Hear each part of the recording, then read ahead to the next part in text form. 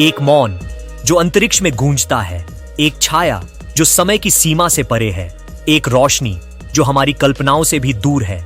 यह है एंड्रोमेडा, हमारी पड़ोसी आकाशगंगा, विशाल, प्राचीन और रहस्यों से भरी हुई। 30 लाख प्रकाश वर्षों की दूरी पर, वहां जहां समय रुक सा जाता है। हर तारा एक कहानी कहता है, हर किरण एक संकेत देती है।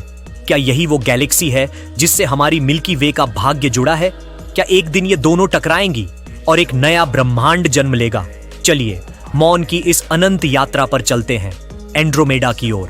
गैस और धूल के बादल नई दुनिया को जन्म देते हैं, जहां हर पल कोई तारा बुझता है और कोई नया तारा जन्म लेता है।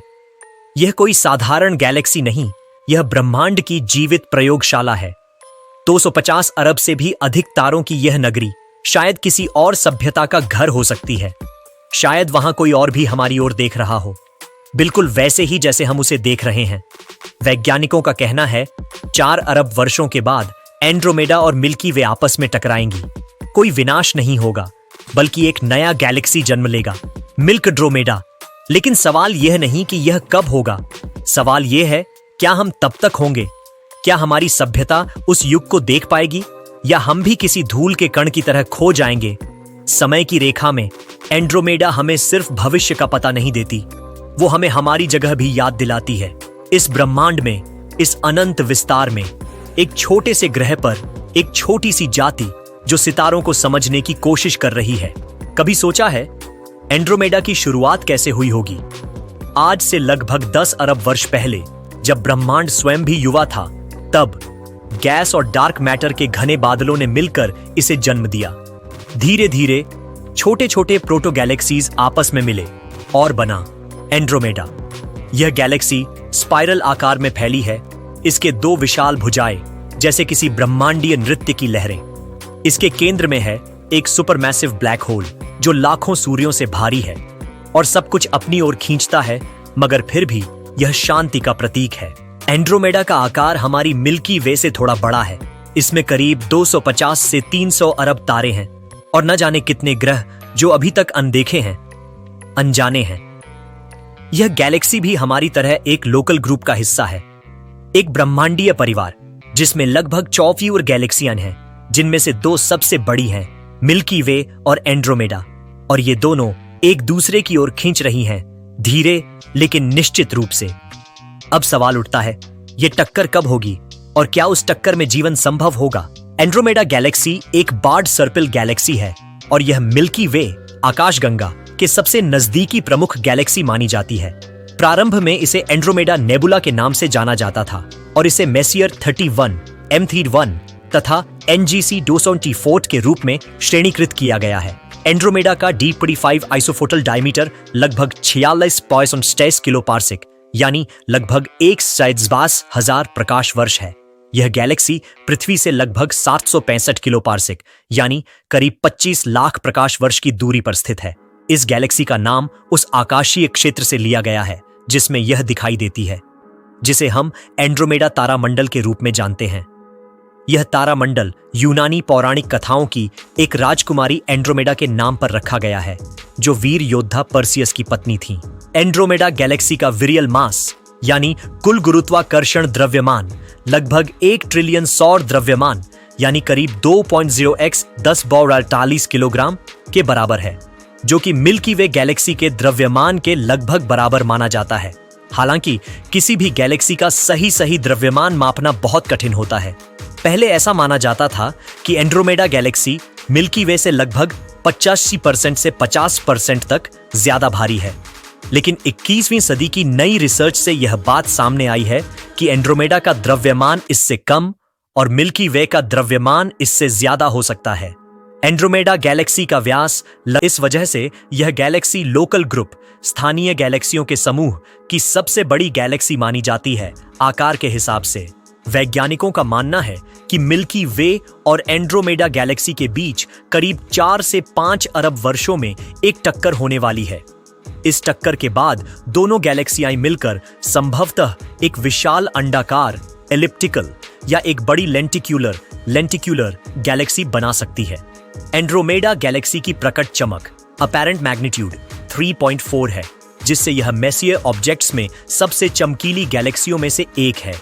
इसे हम पृथ्वी से बिना दूरबीन के भी देख सकते हैं, खासकर उन रातों में जब चांद न हो और आकाश साफ हो। यहाँ तक कि यह हल्के प्रकाश प्रदूषण वाले क्षेत्रों से भी दिखाई दे सकती है।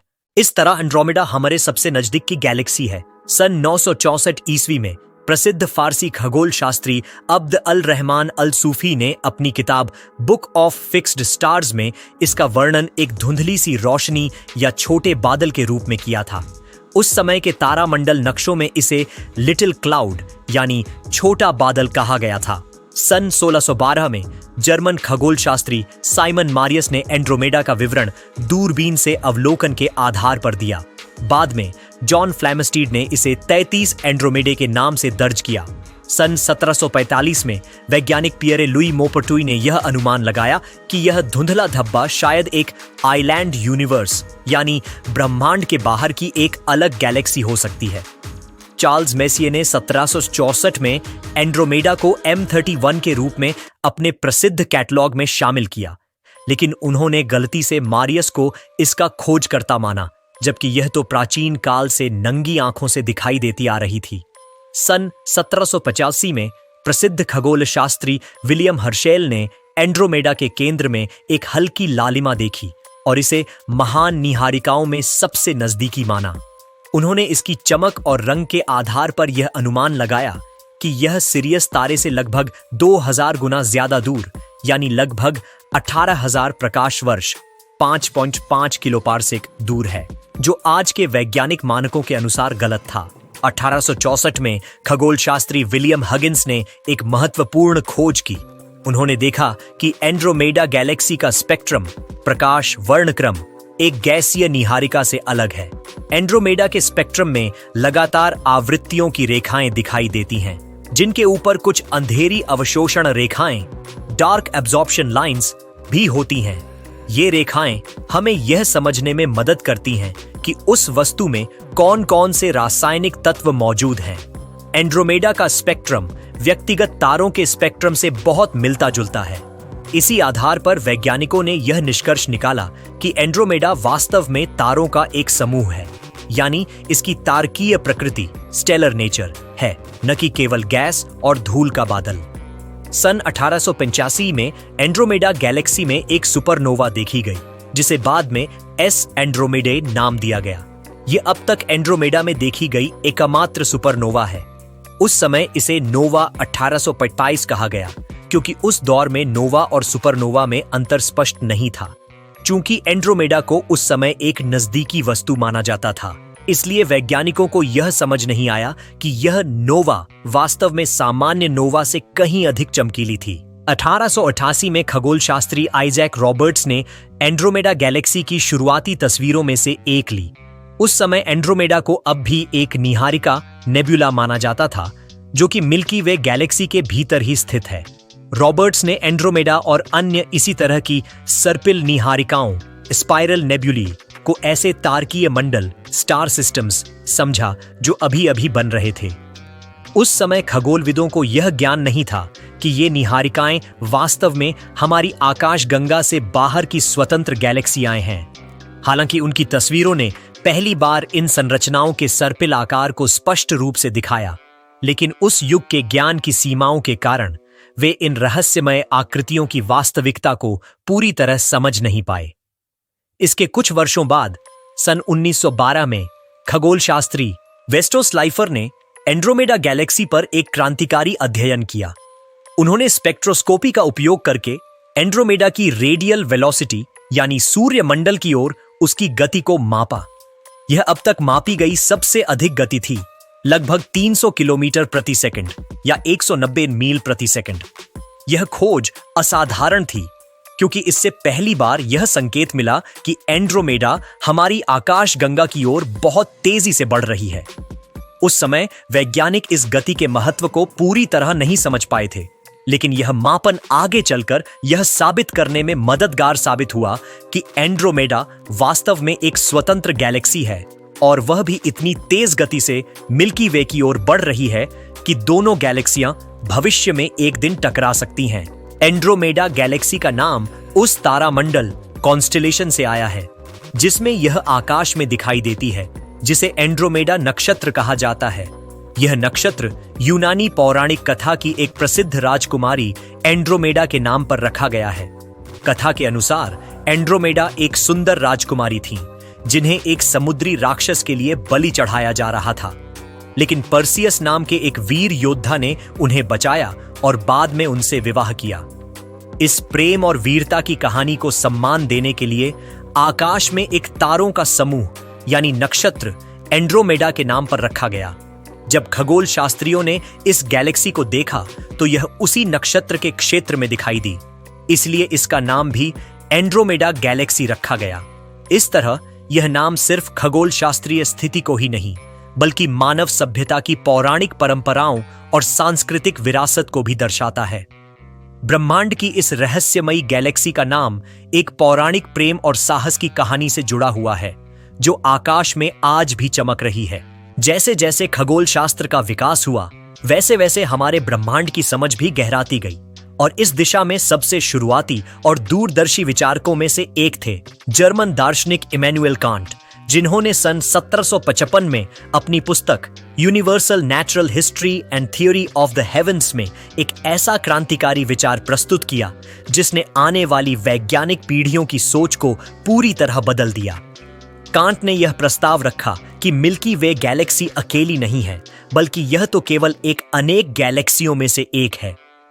उस समय जब वैज्ञानिक ब्रह्मांड को सिर्फ एक ही विशाल नीहारिका के रूप में देखते थे और एंड्रोमेडा जैसी संरचनाओं को मिल्की वे का ही हिस्सा समझते थे, कांट ने तर्क दिया कि ऐसा नहीं है।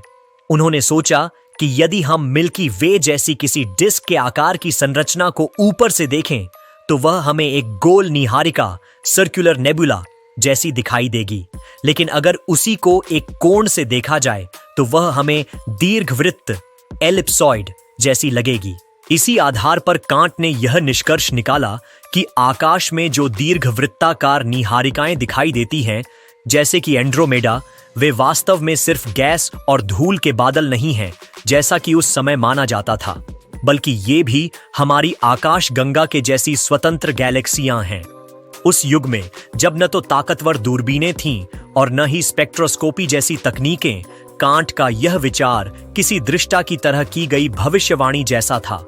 उन्होंने सिर्फ दार्शनिक तर्क और प्राकृतिक संरचना की समझ के आधार पर एक ऐसा सिद्धांत गढ़ा जो विज्ञान के आने वाले युग में जाकर सही साबित हुआ।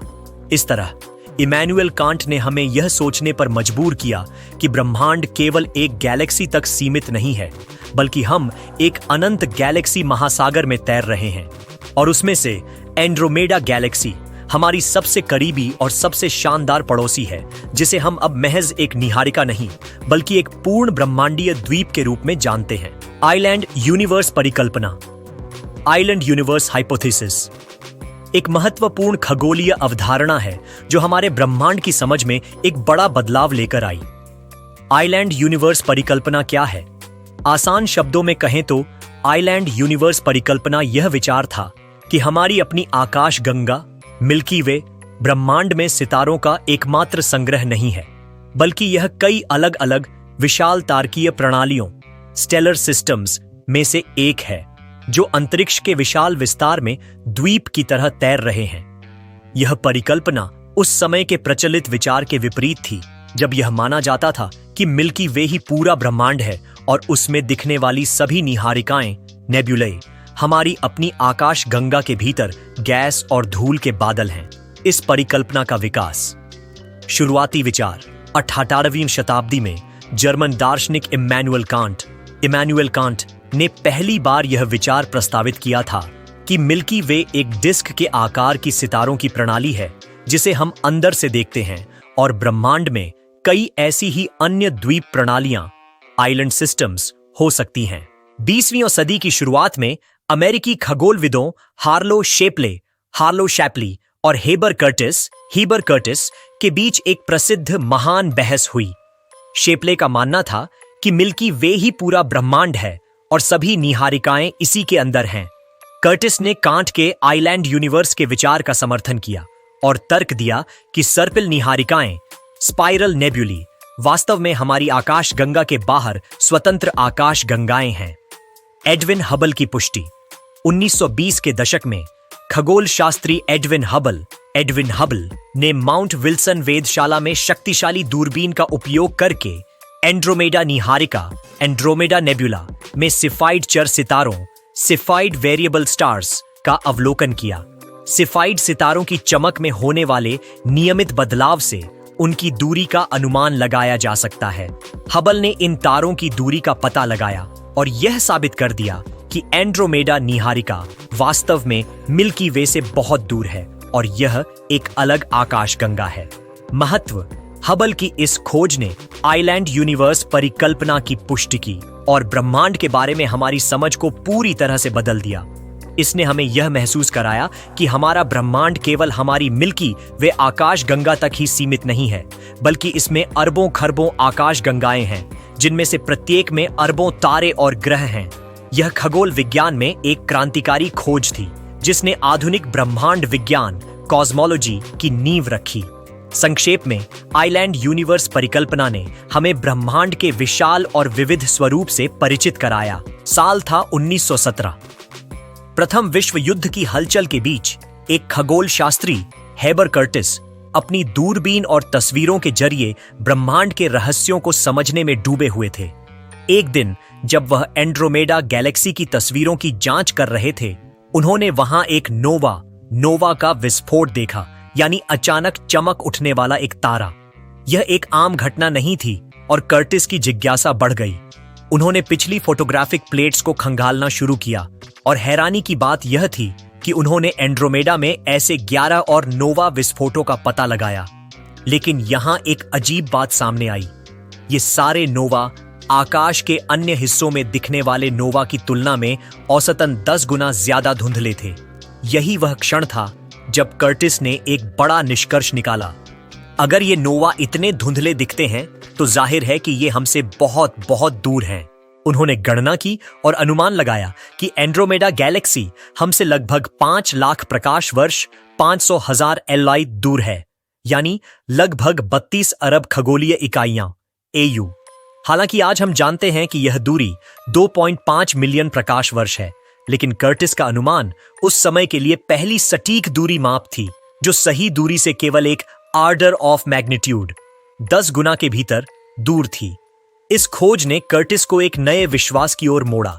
उन्होंने कहा, एंड्रोमेडा और ऐसी अन्य सर्पिल निहारिकाएं दरअसल आकाशगंगा के बाहर की स्वतंत्र गैलेक्सियां हैं। इस विचार को उन्होंने नाम दिया आइलैंड यूनिवर्स। कर्टिस की यह सोच उस समय के प्रचलित मतों के खिलाफ थी, लेकिन उन्होंने अपने डेटा, गणनाओं और वैज्ञानिक दृष्टि से यह साबित करने की कोशिश की कि हमारा ब्रह्मांड सिर्फ मिल्की वे तक सीमित नहीं है, बल्कि हम अनगिनत गैलेक्सियों के महासागर में एक छोटे से द्वीप की तरह हैं, और एंड्रोमेडा उनमें से हमारी सबसे निकटतम और चमकदार पड़ोसी है। और जैसा कि आप जानते हैं, ग्रेट डिबेट में कर्टिस जीत गया नहीं जानते, तो पिछला वीडियो देखें। एंड्रोमेडा गैलेक्सी, जो हमारी मिल्की वे गैलेक्सी की सबसे करीबी और सबसे बड़ी पड़ोसी गैलेक्सी है। पर क्या तुम जानते हो कि यह गैलेक्सी हमसे कितनी दूर है? सुनकर शायद तुम चौंक जाओ। एंड्रोमेडा हमसे करीब 25 लाख प्रकाश वर्ष दूर है। अब सोच रहे होगे, यह प्रकाश वर्ष क्या होता है? चलो इसे समझते हैं। प्रकाश यानी लाइट, वही जो सूरज से आती है और जिसकी वजह से दिन होता है। यह प्रकाश इतनी तेज होती है कि 1 सेकंड में करीब 3 लाख किलोमीटर की दूरी तय कर लेती है। मतलब अगर कोई चीज इतनी तेज भागे कि वह 1 सेकंड में पूरी पृथ्वी के चारों ओर 7 बार घूम ले, तो तुम समझ सकते हो उसकी रफ्तार कितनी होगी। अब अगर यही प्रकाश एक पूरा साल लगातार दौड़ता रहे, तो वह जितनी दूरी तय करेगा वही कहलाती है एक प्रकाश वर्ष, लाइट ईयर। यानी 1 साल में प्रकाश जितनी दूरी तय करता है, उतनी दूरी का नाम है एक प्रकाश वर्ष। और एंड्रोमेडा, वह हमसे 25 लाख प्रकाश वर्ष दूर है। सोचो, जहां तक हमारी सबसे तेज चीज प्रकाश पहुंचने में भी 25 लाख साल लगते हैं, वहां तक कोई रॉकेट, कोई हवाई जहाज या कोई इंसान तो सोच भी नहीं सकता। इसका मतलब यह हुआ कि जो रोशनी आज हमारी आंखों तक एंड्रोमेडा से पहुंच रही है, वो वहां से 25 लाख साल पहले निकली थी।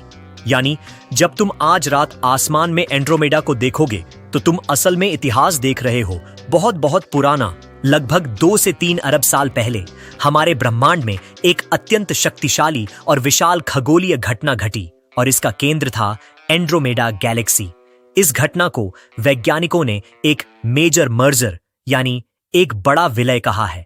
इसमें 2 गैलेक्सियां आपस में इतनी जबरदस्त टक्कर के साथ मिलीं कि उन्होंने एक पूरी नई पहचान और संरचना को जन्म दिया। इन 2 गैलेक्सियों का द्रव्यमान मास का अनुपात लगभग 4:1 था, यानी एक गैलेक्सी दूसरी की तुलना में 4 गुना भारी थी। ये टक्कर धीमी नहीं बल्कि अत्यंत ऊर्जा से भरी और हिंसक थी, जिसमें अरबों तारों, गैसों और धूल के बादल एक दूसरे में समा गए, आकार बदलते गए और एक नई प्रणाली का निर्माण हुआ जिसे हम आज एंड्रोमेडा गैलेक्सी के रूप में जानते हैं। वैज्ञानिकों को इस विलय का सबसे पहला सुराग तब मिला जब उन्होंने एंड्रोमेडा गैलेक्सी के तारों की गति और उम्र के बीच का संबंध एज वेलोसिटी डिस्पर्जन रिलेशन देखा।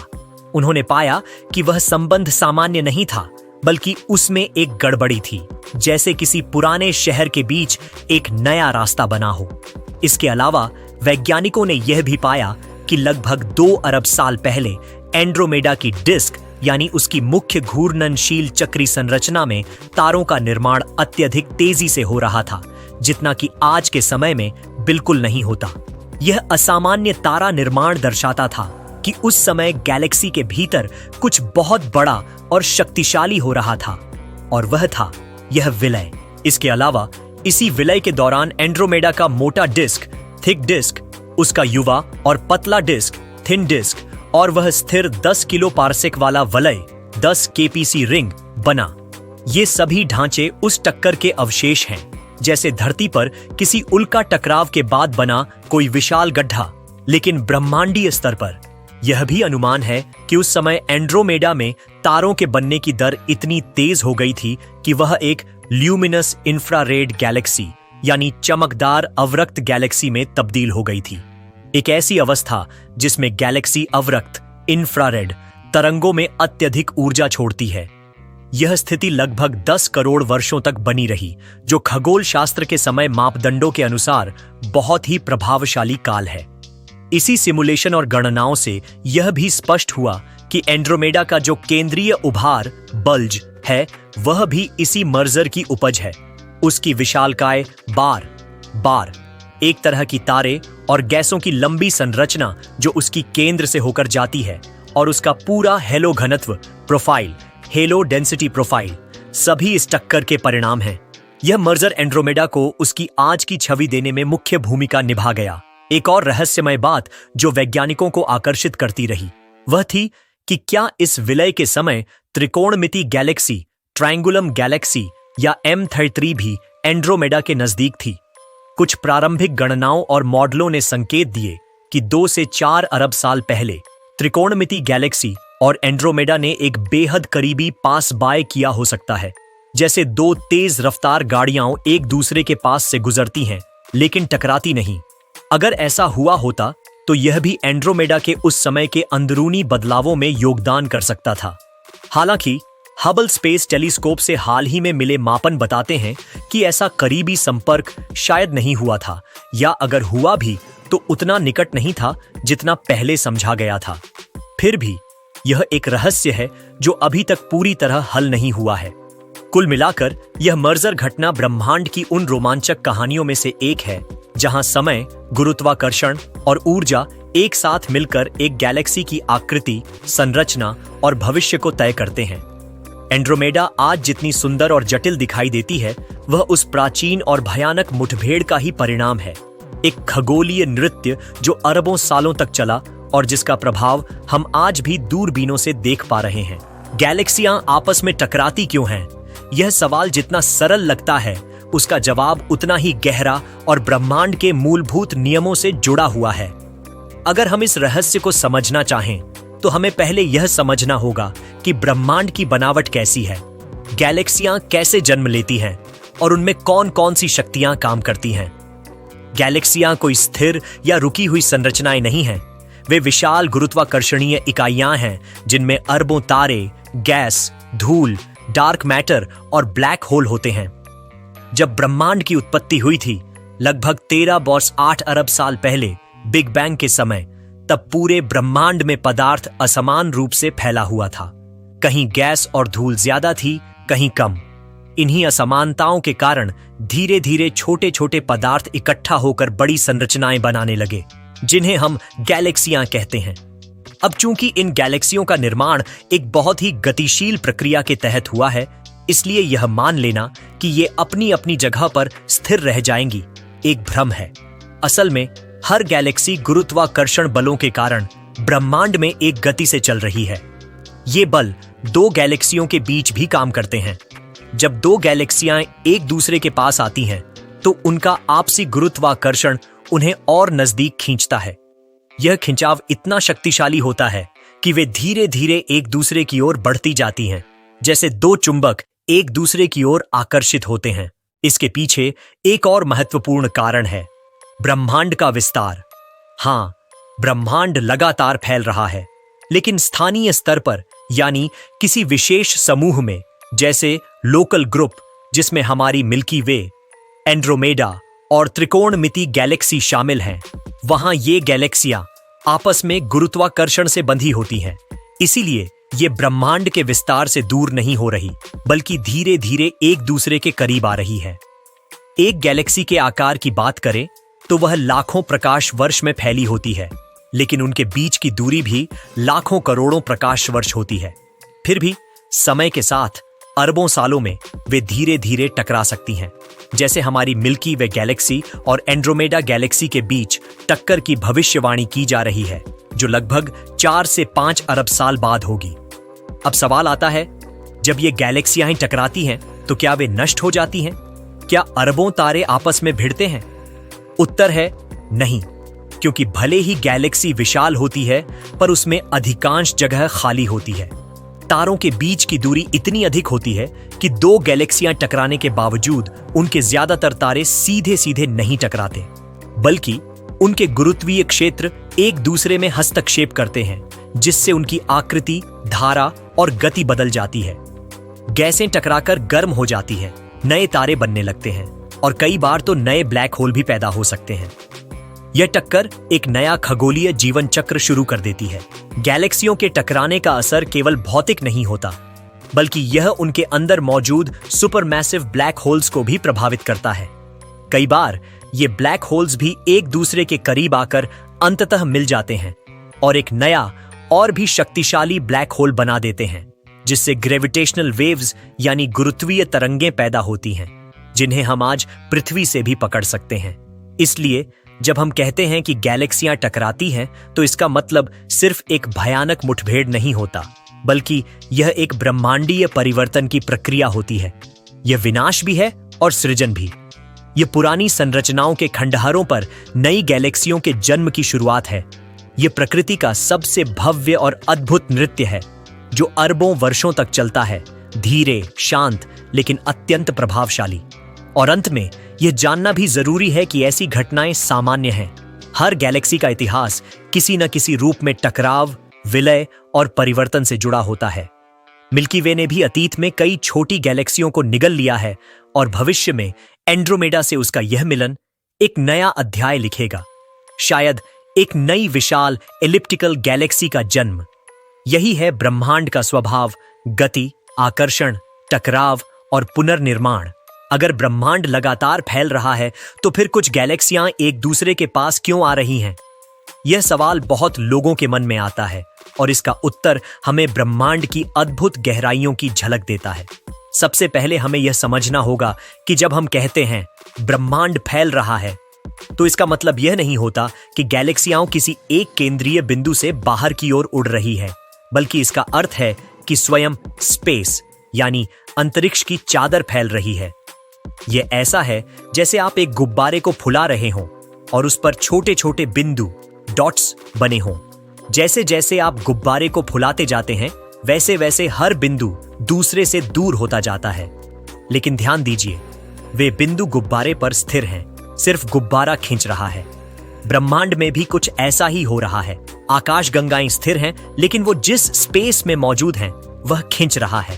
अब यहां बात आती है कि अगर सब कुछ एक दूसरे से दूर जा रहा है तो मिल्की वे और एंड्रोमेडा जैसी गैलेक्सियां एक दूसरे की ओर क्यों बढ़ रही हैं? जवाब है स्थानीय गुरुत्वाकर्षण। जब दो गैलेक्सियां एक दूसरे के काफी पास होती हैं, जैसे मिल्की वे और एंड्रोमेडा जो लगभग 25 लाख प्रकाश वर्ष की दूरी पर हैं, तो उनके बीच का गुरुत्वाकर्षण बल इतना मजबूत होता है कि वह ब्रह्मांड के फैलाव को मात दे देता है। यानी ब्रह्मांड दूर दूर की गैलेक्सियों को तो एक दूसरे से दूर धकेलता है, लेकिन पास पास की गैलेक्सियों पर उसका असर बहुत कम होता है, क्योंकि वहां गुरुत्वाकर्षण ज्यादा ताकतवर होता है। कल्पना कीजिए कि आप एक ट्रे पर रखे दो चुंबकों को देख रहे हैं। ट्रे को अगर आप धीरे धीरे हिला भी रहे हों, तो भी अगर चुंबक पास पास हैं, तो वे एक दूसरे की ओर खींचते रहेंगे। ब्रह्मांडीय स्तर पर मिल्की वे और एंड्रोमेडा वैसे ही चुंबक हैं। वे एक दूसरे की गुरुत्वीय पकड़ में हैं और इस कारण वे 4 से 5 अरब वर्षों में टकरा जाएंगी और एक विशाल नई गैलेक्सी बना लेंगी। लेकिन यह सिर्फ इनके बीच की बात नहीं है। यह घटना हमें ब्रह्मांड की दो परतों को समझने में मदद करती है, स्थानीय और वैश्विक। वैश्विक स्तर पर ब्रह्मांड तेजी से फैल रहा है और दूर दूर की गैलेक्सियां जो अरबों प्रकाश वर्ष दूर हैं, वे हमसे इतनी तेजी से दूर जा रही हैं कि वहां का गुरुत्वाकर्षण फैलाव को रोक नहीं सकता। लेकिन स्थानीय स्तर पर, जैसे हमारे स्थानीय ग्रुप में मिल्की वे, एंड्रोमेडा और ट्रायंगल गैलेक्सी M33 जैसी आकाश गंगाएं एक दूसरे के इतने करीब हैं कि उनका गुरुत्व उन पर हावी है और इस वजह से वे एक दूसरे की ओर खींच रही हैं।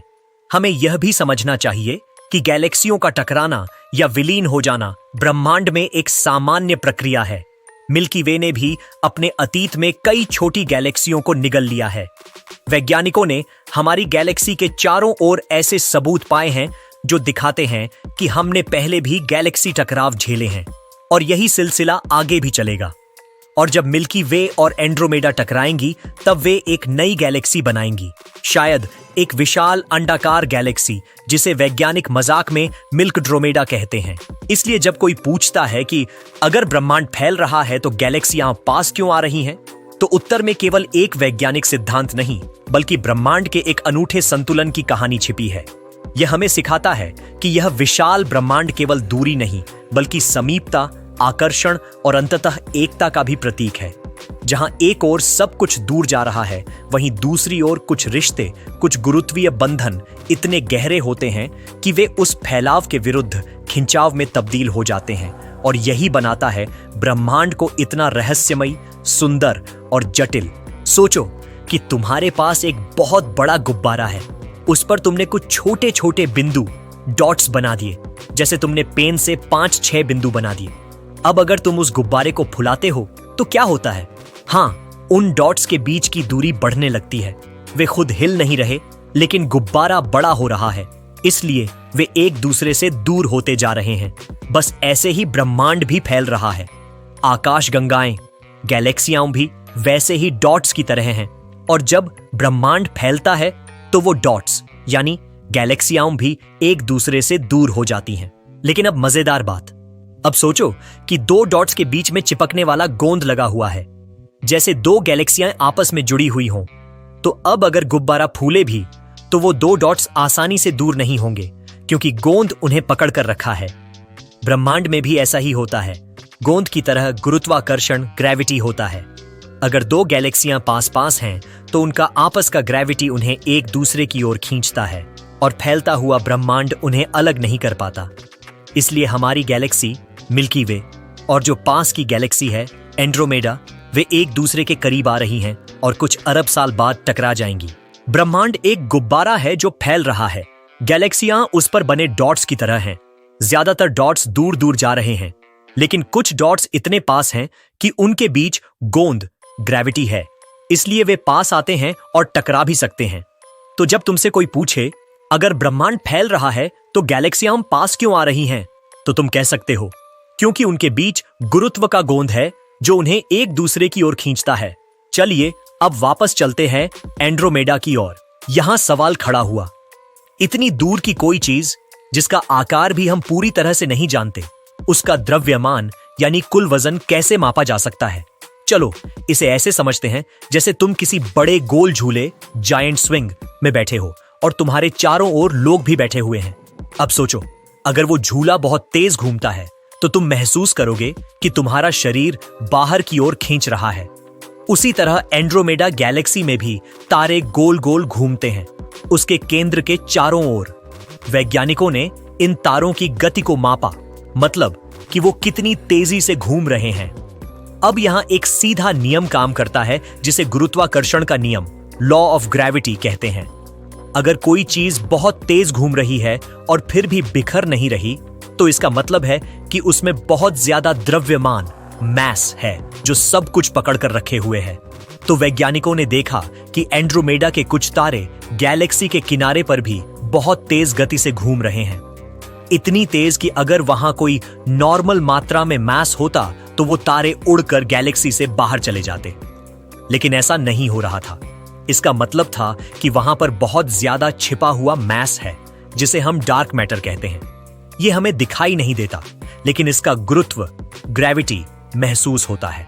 इन सब गणनाओं यानी तारे कितनी दूर हैं, कितनी स्पीड से घूम रहे हैं और कितनी ताकत चाहिए उन्हें गैलेक्सी में बांध कर रखने के लिए, इन सब बातों को मिलाकर वैज्ञानिकों ने अनुमान लगाया कि एंड्रोमेडा गैलेक्सी का कुल द्रव्यमान लगभग 1 ट्रिलियन सौर द्रव्यमान है। यानी ऐसा मानो तुमने 1 ट्रिलियन यानी 1 ज़ौबी एजहॉन दरी एजॉट सूरज को एक साथ रख दिया हो। इतना द्रव्यमान इतना भारी होता है कि हमारी कल्पना भी नहीं कर सकती। अगर सूरज का वजन करीब 2x1030 किलोग्राम है तो एंड्रोमेडा का द्रव्यमान बनता है करीब 2x42 किलोग्राम। यह संख्या इतनी बड़ी है कि इसे लिखने के लिए हमें 42 शून्य लगाने पड़ेंगे। लेकिन कहानी यहीं खत्म नहीं होती। वैज्ञानिकों ने सिर्फ घूमते तारों से ही नहीं, बल्कि उसके चारों ओर घूमते ग्लोब्यूलर क्लस्टर्स, तारों के समूह, गैस की धाराओं और डार्क मैटर के असर से भी इसकी पुष्टि की। एंड्रोमेडा के चारों ओर जो उसका हल्का सा बादली जैसा विस्तार है, जिसे गैलेक्टिक हेलो कहते हैं, वो भी इसके मैस का हिस्सा है। कुल मिलाकर एंड्रोमेडा एक विशाल गैलेक्सी है जिसमें अरबों तारे, ग्रह, गैस और डार्क मैटर मौजूद है। और वैज्ञानिकों ने इसके द्रव्यमान को तारों की गति, रोशनी की स्पेक्ट्रोस्कोपी और गुरुत्वीय गणनाओं के जरिए समझा, जैसे कोई जादुई रहस्य धीरे धीरे खुलता है। आज भी वैज्ञानिक इसके मैस को लेकर नए नए अध्ययन करते रहते हैं, क्योंकि एंड्रोमेडा और हमारी मिल्की वे गैलेक्सी एक दिन आपस में टकराने वाली हैं। और जब ऐसा होगा तब उनका कुल द्रव्यमान यह तय करेगा कि उस टक्कर के बाद कैसी नई गैलेक्सी बनेगी। शायद वो हमारी नई ब्रह्मांडीय पहचान होगी। तो अब जब कोई बच्चा पूछे एंड्रोमेडा का कुल वजन कितना है, तो आप कह सकते हो इतना जितना 1 ट्रिलियन सूरज का होता है। और जब वो पूछे ये पता कैसे चला, तो जवाब होगा तारों की रफ्तार और गुरुत्व की गहराई से।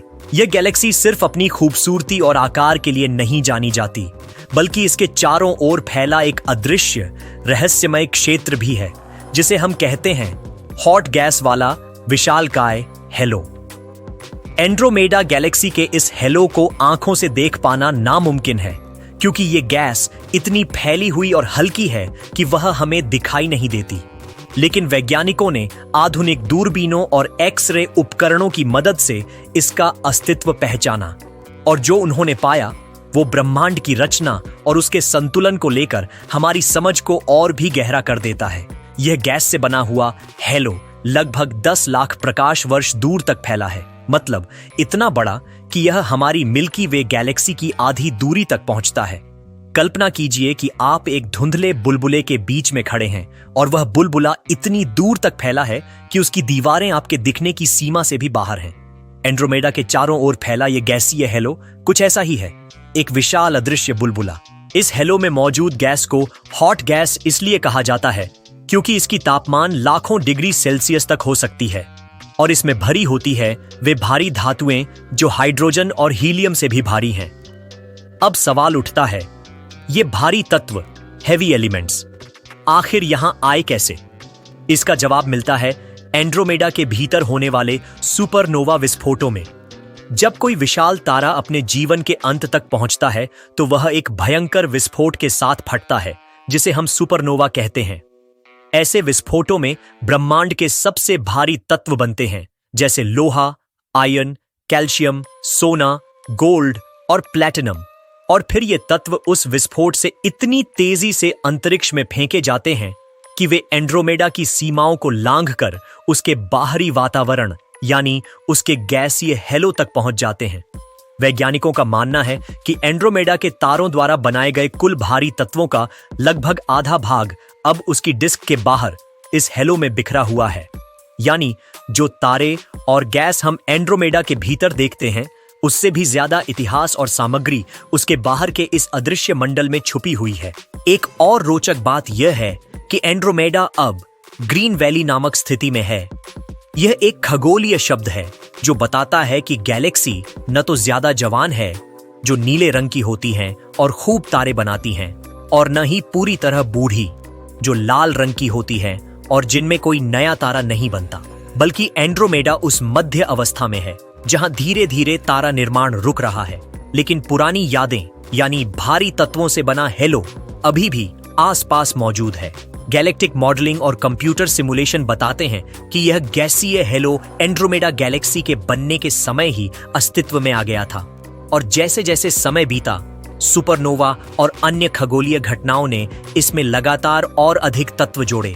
जब हम ब्रह्मांड की विशालता की बात करते हैं तो एंड्रोमेडा गैलेक्सी का नाम प्रमुखता से लिया जाता है। यह गैलेक्सी न केवल आकार में विशाल है, बल्कि इसकी बनावट और संरचना इतनी जटिल, आकर्षक और संतुलित है कि यह खगोल शास्त्रियों के लिए एक अनंत रहस्य पिटारा बन चुकी है। लेकिन जब हम संरचना की बात करते हैं तो इसका तात्पर्य केवल इसके केंद्र या बाहरी किनारों से नहीं है, बल्कि एक जीवंत ब्रह्मांडीय तंत्र से है, जिसमें एक एक परत, एक एक क्षेत्र और एक एक गतिशीलता मिलकर एक गैलेक्सी की आत्मा बनाते हैं। एंड्रोमेडा को खगोल शास्त्र में एक बार्ड स्पाइरल गैलेक्सी कहा जाता है, यानी एक ऐसी सर्पिल गैलेक्सी जिसके केंद्र में एक बार या पट्टी के आकार की चमकदार तारा संरचना होती है, जिससे सर्पिल भुजाएं बाहर की ओर निकलती है। यह बार न केवल द्रव्यमान का केंद्र है, बल्कि यह गैलेक्सी के भीतर तारों और गैस की गति को नियंत्रित करने वाला एक महत्वपूर्ण हिस्सा भी है। एंड्रोमेडा का गैलेक्टिक नाभिक, गैलेक्टिक न्यूक्लियस या केंद्र, एक घना और चमकदार क्षेत्र है जिसमें मिलियन की संख्या में पुराने तारे भरे हुए हैं। यहां पर एक सुपरमैसिव ब्लैक होल मौजूद है, एक ऐसा दैत्याकार गुरुत्वाकर्षण क्षेत्र जो सूर्य से लाखों गुना भारी है और जिसकी परिक्रमा पूरे गैलेक्सी के तारे करते हैं। यही केंद्र एक तरह से एंड्रोमेडा की धड़कन है। वहां से ऊर्जा की तरंगें निकलती हैं, गैसें खिंचती और निकलती हैं और समय समय पर भव्य विस्फोट होते हैं। इस केंद्र से बाहर निकलते हुए हमें मिलती हैं इसकी सर्पिल भुजाएं, स्पाइरल आर्म्स। ये दो प्रमुख घुमावदार भुजाएं एंड्रोमेडा की सबसे सुंदर विशेषताओं में से एक हैं। इन भुजाओं में अरबों तारे, धूल के बादल, गैस के गुच्छे और तारा निर्माण क्षेत्रों की भरमार है। यही वो जगह है जहां नए तारे जन्म लेते हैं। यहां नीले, गर्म और विशालकाय तारे होते हैं जो बहुत तेजी से जलते हैं और फिर सुपरनोवा बन जाते हैं। लेकिन एंड्रोमेडा की संरचना केवल उसके दृश्यमान हिस्से तक सीमित नहीं है। इसके बाहर फैली हुई है एक मोटी और विस्तृत गैलेक्टिक डिस्क। यह एक पतली परत की तरह है जिसमें तारे, गैस और धूल के बादल परिक्रमा कर रहे हैं। यह डिस्क लगभग 2 लाख प्रकाश वर्ष तक फैली हुई है, जो हमारी मिल्की वे की तुलना में कहीं ज्यादा चौड़ी है। इसके बाहर फैला है एक और अदृश्य लेकिन महत्वपूर्ण क्षेत्र, गैलेक्टिक हेलो। गैलेक्टिक हेलो यह एक विशाल गैसीय आभा मंडल है जो लगभग 10 लाख प्रकाश वर्ष की दूरी तक फैला हुआ है। इसमें पुराने तारे, ग्लोब्यूलर क्लस्टर्स, गोल तारा गुच्छ, डार्क मैटर और सुपरनोवा से निकले भारी तत्व शामिल हैं। यह हेलो किसी अदृश्य कवच की तरह एंड्रोमेडा को चारों ओर से घेरता है और इसकी स्थिरता बनाए रखता है। एंड्रोमेडा में हमें एक और रोचक संरचना मिलती है, गायंट स्ट्रीम। यह तारों और धूल का एक लंबा धागा है जो शायद किसी पुरानी गैलेक्सी के साथ टकराव का परिणाम है। यह स्ट्रीम बताती है कि एंड्रोमेडा की बनावट केवल शांत विकास से नहीं, बल्कि कई टकरावों और विलय से बनी है। इसके अलावा एंड्रोमेडा की डिस्क में 2 प्रमुख प्रकार की परतें होती हैं। एक है थिक डिस्क, मोटी परत, जो पुराने तारों से बनी है, और दूसरी है थिन डिस्क, पतली परत, जिसमें नए तारे और गैस के बादल होते हैं। यह double layered disk system Andromeda की तारा निर्माण की लंबी और विविध यात्रा को दर्शाता है। तो जब हम एंड्रोमेडा की संरचना को देखते हैं तो हम केवल एक आकृति या फोटो नहीं देख रहे होते, हम देख रहे होते हैं अरबों वर्षों की खगोलीय रचना, लाखों टकरावों और निर्माणों का इतिहास, गुरुत्वाकर्षण के नृत्य का स्वरूप और एक ब्रह्मांडीय जीव की तरह धड़कती हुई एक विशाल गैलेक्सी। एंड्रोमेडा की हर परत, हर अंग, हर धूल का कण एक कहानी कहता है, एक अतीत को जिंदा रखता है और एक भविष्य की ओर इशारा करता है। शायद इसी कारण एंड्रोमेडा सिर्फ एक गैलेक्सी नहीं, एक जीवित मिथक है, ब्रह्मांड की उस कविता का हिस्सा जिसे हम अब भी समझने की कोशिश कर रहे हैं। एंड्रोमेडा गैलेक्सी की बात करें तो यह सिर्फ एक विशाल तारा समूह नहीं है, बल्कि इसके चारों ओर फैले हुए अनगिनत गोलाकार तारा गुच्छों, ग्लोब्यूलर क्लस्टर्स का एक समृद्ध संग्रह भी है। वैज्ञानिकों का मानना है कि एंड्रोमेडा गैलेक्सी में लगभग 460 गोलाकार तारागुच्छ मौजूद हैं, और यह संख्या किसी भी स्थानीय गैलेक्सी समूह, लोकल ग्रुप में सबसे अधिक है। इन गुच्छों की खोज और अध्ययन से हमें न केवल एंड्रोमेडा के विकास की गहराई से जानकारी मिलती है, बल्कि यह भी पता चलता है कि ब्रह्मांड में समय के साथ गैलेक्सियां कैसे एक दूसरे को निगलती और खुद को पुनः आकार देती हैं। इन सभी तारा गुच्छों में से सबसे चमकीला और विशालकाय गुच्छा है मायल टू, जिसे ग्लोबुलर 1 या G1 के नाम से भी जाना जाता है। इसकी अद्भुत विशेषता यह है कि यह इतना अधिक चमकीला है कि पूरे स्थानीय गैलेक्सी समूह, लोकल ग्रुप, जिसमें हमारी मिल्की वे, ट्रायंगुलम और अन्य दर्जनों बौनी गैलेक्सियां शामिल हैं, में कोई भी अन्य ग्लोब्यूलर क्लस्टर इसकी तुलना में नहीं आता। इसमें कई मिलियन तारे मौजूद हैं और ये हमारे मिल्की वे के सबसे चमकीले ग्लोब्यूलर क्लस्टर ओमेगा सेंटोरी से भी लगभग 2 गुना चमकदार है। मायल डोन की संरचना, उसका द्रव्यमान और उसमें पाई जाने वाली कई पीढ़ियों की तारकीय जनसंख्याएं, मल्टीपल स्टेलर पॉपुलेशंस, इस बात का संकेत देती हैं कि यह साधारण ग्लोब्यूलर क्लस्टर नहीं है। इसकी जटिलता और विशालता ने खगोल शास्त्रियों को यह सोचने पर मजबूर कर दिया है कि शायद यह वास्तव में एक बौनी गैलेक्सी, ड्वार्फ गैलेक्सी का कोर है, जिसे बहुत पहले एंड्रोमेडा गैलेक्सी ने अपने गुरुत्वाकर्षण से निगल लिया हो। यानी यह एक प्रकार का गैलेक्सीय अवशेष, गैलेक्टिक फॉसिल है। एक ऐसी गैलेक्सी जो अब खुद तो नहीं बची, पर उसका दिल अब भी एंड्रोमेडा के भीतर चमक रहा है। वहीं एंड्रोमेडा का सबसे उज्जवल दिखाई देने वाला ग्लोब्यूलर क्लस्टर है G76, जो गैलेक्सी की दक्षिण पश्चिमी भुजा के पूर्वी हिस्से में स्थित है। यह अपनी स्थिति और चमक के कारण खगोल शास्त्रियों को विशेष रूप से आकर्षित करता है। एक और उल्लेखनीय क्लस्टर है 037b327, जिसे कभी स्थानीय समूह का सबसे बड़ा तारा गुच्छ माना गया था।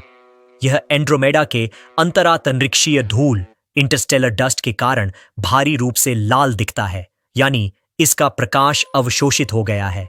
2006 में इसकी खोज ने खगोल शास्त्रीय समुदाय को रोमांचित कर दिया था, क्योंकि इसे मायाल 2 से भी अधिक विशाल और भारी माना गया था। लेकिन बाद में की गई विस्तृत जांचों से यह सामने आया कि यह वास्तव में मायाल डवा के समान ही है, न उससे बड़ा न छोटा, बल्कि उसकी ही तरह जटिल और भारी। इन सभी खोजों से यह साफ होता है कि एंड्रोमेडा की बाहरी परतें और उसके आसपास फैले ग्लोब्यूलर क्लस्टर केवल सौंदर्य का हिस्सा नहीं हैं, वे एक ब्रह्मांडीय इतिहास की जीवित कहानियां हैं। हर क्लस्टर जैसे समय की परत में दबे हुए साक्ष्य हैं, जो उस समय के गवाह हैं जब गैलेक्सियां एक दूसरे से टकराईं, विलीन हुईं और एक नई संरचना की शुरुआत हुई। मायाल 2i, जिसे ग्लोब्यूलर 1 भी कहा जाता है, एक गोलाकार तारा गुच्छा, ग्लोब्यूलर क्लस्टर है जो एंड्रोमेडा गैलेक्सी से लगभग 31,000 प्रकाश वर्ष दूर स्थित है। ये पूरे लोकल ग्रुप यानी हमारी मिल्की वे, एंड्रोमेडा, ट्रायंगुलम और अन्य छोटी गैलेक्सियां में सबसे चमकीला ग्लोब्यूलर क्लस्टर माना जाता है। इसकी चमक इतनी ज्यादा है कि यह लगभग 20 लाख सूरजों जितनी रोशनी देता है। इसकी कुल चमक एब्सोल्यूट मैग्नीट्यूड 10.4 है, और अगर इसे हम सीधे अपनी आंखों से देख सकें तो इसकी अपैरेंट मैग्नीट्यूड 13.1 होगी। यानी यह आमतौर पर नग्न आंखों से नहीं दिखता, पर टेलीस्कोप से आसानी से देखा जा सकता है। वैज्ञानिकों का मानना है कि मायाल 2i का द्रव्यमान मैस मिल्की वे के सबसे बड़े ग्लोब्यूलर क्लस्टर ओमेगा सेंटोरी से 2 गुना ज्यादा है। कुछ खगोल शास्त्रियों का तो यह भी अनुमान है कि इसके केंद्र में एक मध्यम आकार का ब्लैक होल हो सकता है, जिसका भार हमारे सूरज से लगभग 20,000 गुना ज्यादा हो सकता है। इस तारा गुच्छे को 1953 में पहली बार अमेरिकी खगोल शास्त्रियों निकोलस मायाल और ओलिन जेस एगन ने पहचाना था। यह खोज पेलोमर ऑब्जर्वेटरी के 48 इंच के टेलीस्कोप से ली गई एक तस्वीर, जो 1948 में ली गई थी, के जरिए हुई थी। यह सिर्फ एक तारा गुच्छा नहीं, वैज्ञानिकों ने जब इसकी संरचना का गहराई से अध्ययन किया तो उन्हें इसमें कई बार तारों के बनने के संकेत मिले। यानी इसमें सिर्फ एक ही बार तारे नहीं बने, बल्कि कई पीढ़ियों तक नए तारे बनते रहे। यह एक आम ग्लोब्यूलर क्लस्टर में नहीं होता। इसीलिए बहुत से वैज्ञानिक मानते हैं कि मायाल डाई असल में एक बॉनी गैलेक्सी, ड्वार्फ गैलेक्सी का कोर है, जिसे एंड्रोमेडा गैलेक्सी ने अपने गुरुत्वाकर्षण से निगल लिया है। अब उस गैलेक्सी का बाहरी हिस्सा गायब हो चुका है, लेकिन उसका दिल मायाल 2i अब भी चमक रहा है। मायाल टबरी एंड्रोमेडा के पास का सबसे चमकीला और भारी तारा गुच्छा है। यह 20 लाख सूरजों जितनी रोशनी देता है और हो सकता है कि इसके अंदर एक ब्लैक होल हो। इसकी बनावट दिखाती है कि यह कभी एक छोटी गैलेक्सी रहा होगा जिसे एंड्रोमेडा ने खा लिया। शायद नहीं। वैज्ञानिक मानते हैं कि मायाल 2 कभी एक अलग बॉनी गैलेक्सी, ड्वार्फ गैलेक्सी था, जो अपने समय में खुद एक स्वतंत्र आकाशगंगा रही होगी। अरबों साल पहले एंड्रोमेडा ने इसे गुरुत्वाकर्षण से खींचकर निगल लिया। उस टक्कर या मिलन के बाद उसकी बाहरी सामग्री, तारे, गैस आदि एंड्रोमेडा में समा गई और सिर्फ उसका घना कोर यानी मायाल 2i बचा रह गया, जो अब एक तारा गुच्छा जैसा दिखता है। इसलिए आज मायाल 2i एंड्रोमेडा का हिस्सा है, लेकिन अतीत में यह स्वतंत्र आकाशगंगा हुआ करता था। ये सभी ग्लोबुलर क्लस्टर असल में एंड्रोमेडा का ही हिस्सा है। एंड्रोमेडा गैलेक्सी में पाए जाने वाले गोलाकार तारा गुच्छे, ग्लोबुलर क्लस्टर्स, हमारी मिल्की वे की तुलना में काफी अलग और अधिक विविध हैं। जहां मिल्की वे के तारा गुच्छों की उम्र लगभग समान होती है, यानी वे सभी अरबों साल पुराने हैं और लगभग एक ही समय में बने, वहीं एंड्रोमेडा के गोलाकार तारा गुच्छों में उम्र की विविधता काफी ज्यादा पाई जाती है।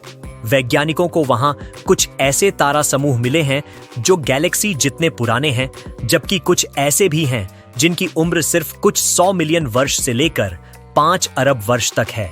इसका मतलब ये है कि एंड्रोमेडा गैलेक्सी में तारे और तारा गुच्छे कई अलग अलग समयों पर बने, यानी वहां तारों के निर्माण की कहानी बेहद जटिल और विविध रही है।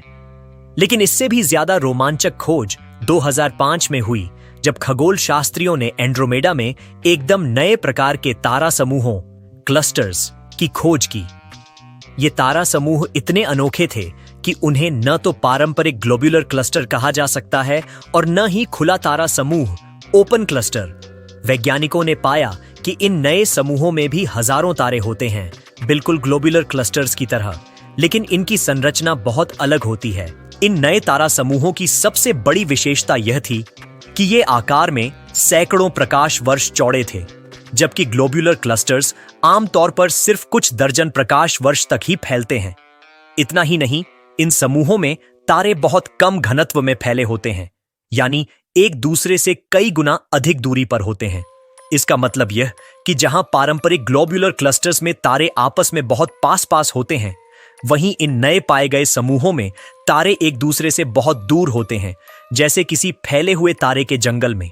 ये नए प्रकार के तारा समूह विज्ञान के लिए एक नई चुनौती और रहस्य लेकर आए हैं, क्योंकि इस तरह की संरचना अब तक हमारी अपनी आकाशगंगा में नहीं देखी गई थी। एंड्रोमेडा गैलेक्सी ने एक बार फिर साबित किया कि वह सिर्फ एक पड़ोसी गैलेक्सी नहीं, बल्कि एक जटिल और प्राचीन खगोलीय प्रयोगशाला है, जहां हमें ब्रह्मांड के विकास के कई नए सुराग मिल सकते हैं। एंड्रोमेडा गैलेक्सी के पास भी छोटी छोटी सैटेलाइट गैलेक्सियां, उपग्रह आकाशगंगाएं मौजूद हैं। अब तक खगोल शास्त्री एंड्रोमेडा के चारों ओर 20 से ज्यादा ड्वार्फ गैलेक्सियां, बॉनी आकाशगंगाएं खोज चुके हैं।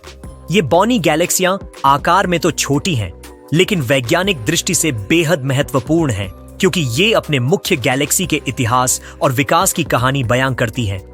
एंड्रोमेडा की ये ड्वार्फ गैलेक्सियां संख्या में मिल्की वे की तुलना में कहीं ज्यादा हैं, लेकिन इनकी संरचना और व्यवहार हमारी गैलेक्सी की बौनी गैलेक्सियों के समान ही है।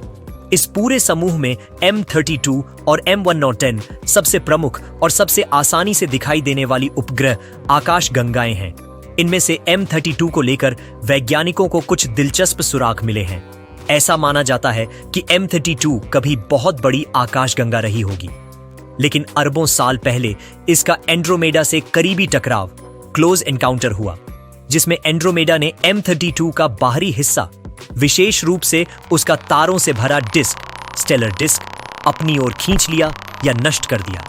इस कारण M32 सिकुड़कर एक बहुत छोटी लेकिन अब भी बेहद घनी आकाशगंगा बन गई। और यही नहीं, टकराव के इस घटनाक्रम के बाद M32 के कोर क्षेत्र में तारों का निर्माण तेजी से हुआ।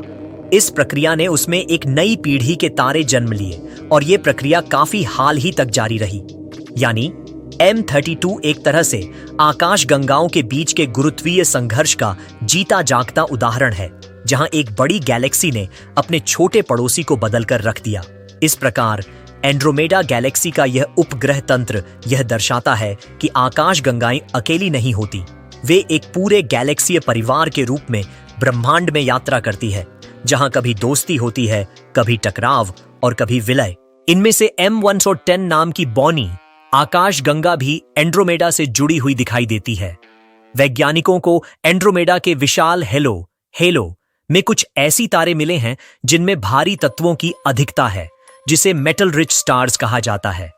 इन तारों की रचना इस बात का संकेत देती है कि शायद ये M110 जैसी बौनी गैलेक्सियों से खींच लिए गए होंगे, यानी गुरुत्वाकर्षण के कारण एंड्रोमेडा ने इन तारों को अपनी ओर खींच लिया होगा।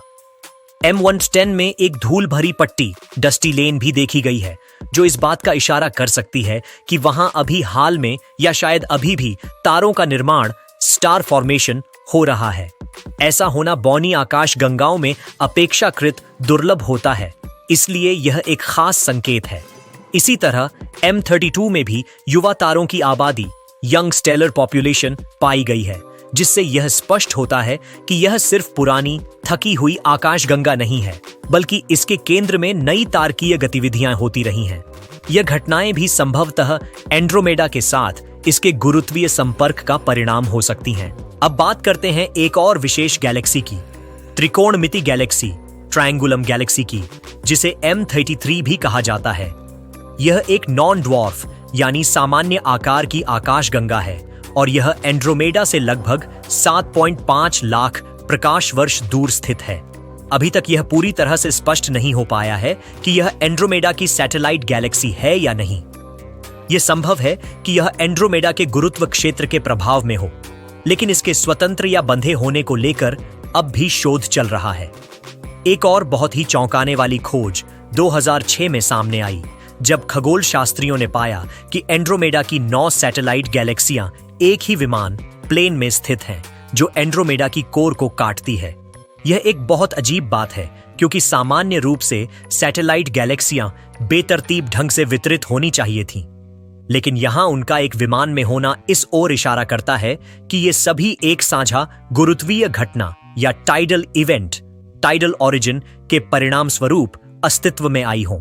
इसका अर्थ यह है कि ये सभी गैलेक्सियां शायद किसी समय एक ही बड़ी आकाश गंगा का हिस्सा रही हों और फिर किसी टकराव या पासिंग इवेंट के दौरान अलग हो गई हों, लेकिन उनकी गति और स्थिति आज भी उस प्राचीन गुरुत्वीय नृत्य का प्रमाण है। अब जानते हैं कि ये मिल्की वे से कैसे टकराएगा एंड्रोमेडा गैलेक्सी, और हमारी मिल्की वे गैलेक्सी के बीच की दूरी तो बहुत ज्यादा है, लगभग 25 लाख प्रकाश वर्ष, लेकिन इसके बावजूद एक दिन दोनों गैलेक्सियां आपस में टकरा जाएंगी। यह सुनकर थोड़ा चौंकाने वाला जरूर लगता है, लेकिन यह खगोल शास्त्र में एक वैज्ञानिक सच्चाई है। दरअसल एंड्रोमेडा गैलेक्सी हमारी ओर करीब 110 किलोमीटर प्रति सेकंड, लगभग 68 मील सेकंड की रफ्तार से बढ़ रही है, लेकिन जब इसे सूरज के मुकाबले देखा गया तो यह स्पीड और भी ज्यादा, लगभग 300 किलोमीटर प्रति सेकंड नापी गई। ये इसलिए है क्योंकि हमारा सूरज भी अपनी गैलेक्सी के केंद्र के चारों ओर लगभग 225 किलोमीटर प्रति सेकंड की गति से घूम रहा है। इन गतियों को मिलाकर वैज्ञानिक यह तय करते हैं कि कोई वस्तु हमारे करीब आ रही है या दूर जा रही है। अक्सर जब कोई खगोलीय वस्तु हमसे दूर जा रही होती है तो उसकी रोशनी लाल शिफ्ट, रेड शिफ्ट की तरफ खिसकती है, लेकिन एंड्रोमेडा की रोशनी नीली शिफ्ट, ब्लू शिफ्ट में है, जो यह साफ तौर पर बताता है कि वो हमारी ओर बढ़ रही है। यह उसे उन लगभग 100 गैलेक्सियों में से एक बनाता है जिनमें ब्लू शिफ्ट देखा गया है, क्योंकि ज्यादातर गैलेक्सियां ब्रह्मांड के फैलाव के कारण हमसे दूर जा रही हैं। पहले वैज्ञानिकों को यही लगता था कि जब दो गैलेक्सियां एक दूसरे की ओर इतनी तेजी से बढ़ रही हैं और अगर उनके साइडवेज यानी एडी गति, टेंजेंशियल वेलोसिटी कम है तो उनका सीधा टकराव, हेड ऑन कोलिजन होगा। प्रारंभिक अनुमानों के अनुसार यह टकराव करीब 4 अरब साल बाद होना तय था, लेकिन हाल ही में गाया स्पेस टेलीस्कोप, गाया स्पेसक्राफ्ट द्वारा प्राप्त आंकड़ों के आधार पर वैज्ञानिकों ने पाया कि एंड्रोमेडा की आड़ी गति अनुमान से कहीं ज्यादा हो सकती है। इसका मतलब यह है कि एंड्रोमेडा और मिल्की वे एक दूसरे को पूरी तरह टक्कर नहीं मारेंगी, बल्कि पास से गुजर सकती हैं या सिर्फ आंशिक रूप से जुड़ सकती हैं। इसके अलावा जब वैज्ञानिकों ने लोकल ग्रुप की अन्य गैलेक्सियों, लोकल ग्रुप गैलेक्सीज का गुरुत्वीय प्रभाव भी गणनाओं में जोड़ा तो यह संभावना और भी घट गई कि एक सीधा टकराव होगा। लेकिन फिर भी लंबे समय में ये दोनों विशाल गैलेक्सियां आपस में जुड़ सकती हैं और मिलकर एक नई विशाल अंडाकार गैलेक्सी, एलिप्टिकल गैलेक्सी बना सकती हैं।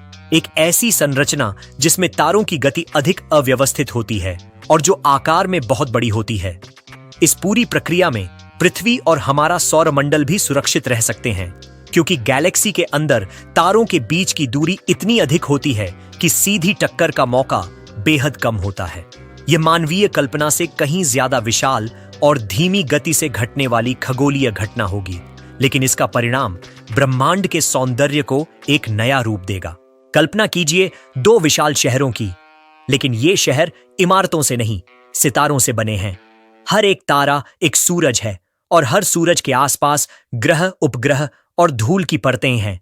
अब सोचिए, ये 2 सितारों के शहर यानी हमारी मिल्की वे और एंड्रोमेडा एक दूसरे की ओर तेज रफ्तार में बढ़ रहे हैं। आपके मन में स्वाभाविक सवाल आता है, जब ये 2 गैलेक्सी आपस में टकराएंगी तो क्या हर एक तारा दूसरे से टकरा जाएगा? क्या सब कुछ खत्म हो जाएगा? क्या हमारी पृथ्वी उस विनाश से बच पाएगी? तो जवाब है हाँ, हमारी पृथ्वी बहुत हद तक सुरक्षित रहेगी। क्यों? इसका कारण है फासला, सितारों के बीच की विशाल दूरी। हमारे ब्रह्मांड में गैलेक्सी के अंदर सितारे बहुत ज्यादा हैं, लेकिन उनके बीच की दूरी भी बहुत बहुत ज्यादा है। उदाहरण के लिए हमारे सौरमंडल का सूरज जिस सबसे पास के तारे प्रॉक्सिमा सेंटोरी से जुड़ा है वह लगभग 4.24 प्रकाश वर्ष दूर है।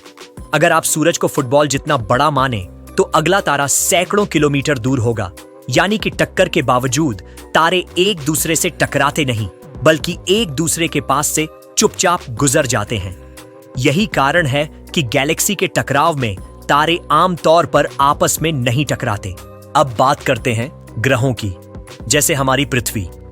जब गैलेक्सी आपस में टकराएंगी तो इन गैलेक्सी के बीच गुरुत्वाकर्षण की जबरदस्त खींचतान होगी।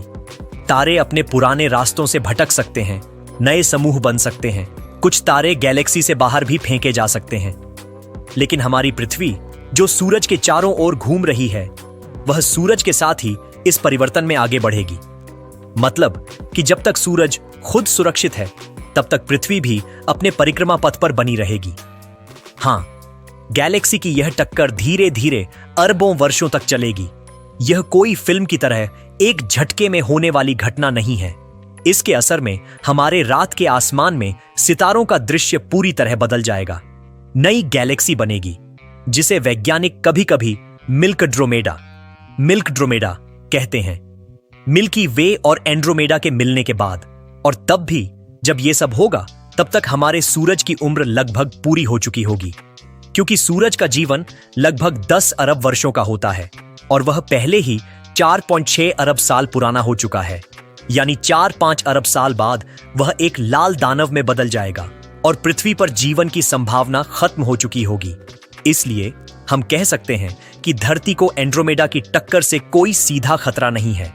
खगोल शास्त्रियों ने कंप्यूटर सिमुलेशन और हबल तथा गाया जैसी स्पेस टेलीस्कोप की मदद से यह सब गणनाएं की हैं और इसके परिणाम बहुत विस्तृत और गहरे हैं। सबसे पहले यह समझना जरूरी है कि गैलेक्सियां ज्यादातर खाली होती हैं, यानी उनके अंदर मौजूद तारे एक दूसरे से इतनी दूर होते हैं कि भले ही गैलेक्सियां आपस में टकरा रही हों, तारों के सीधे टकराने की संभावना बहुत ही कम होती है, लगभग ना के बराबर।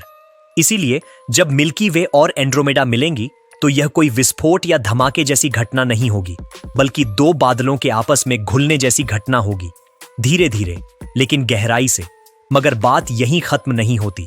हर तारा और ग्रह अपने अपने गुरुत्वाकर्षण क्षेत्र में बंधा होता है और पूरे गैलेक्सी के गुरुत्वाकर्षण में सामूहिक रूप से बंधा रहता है।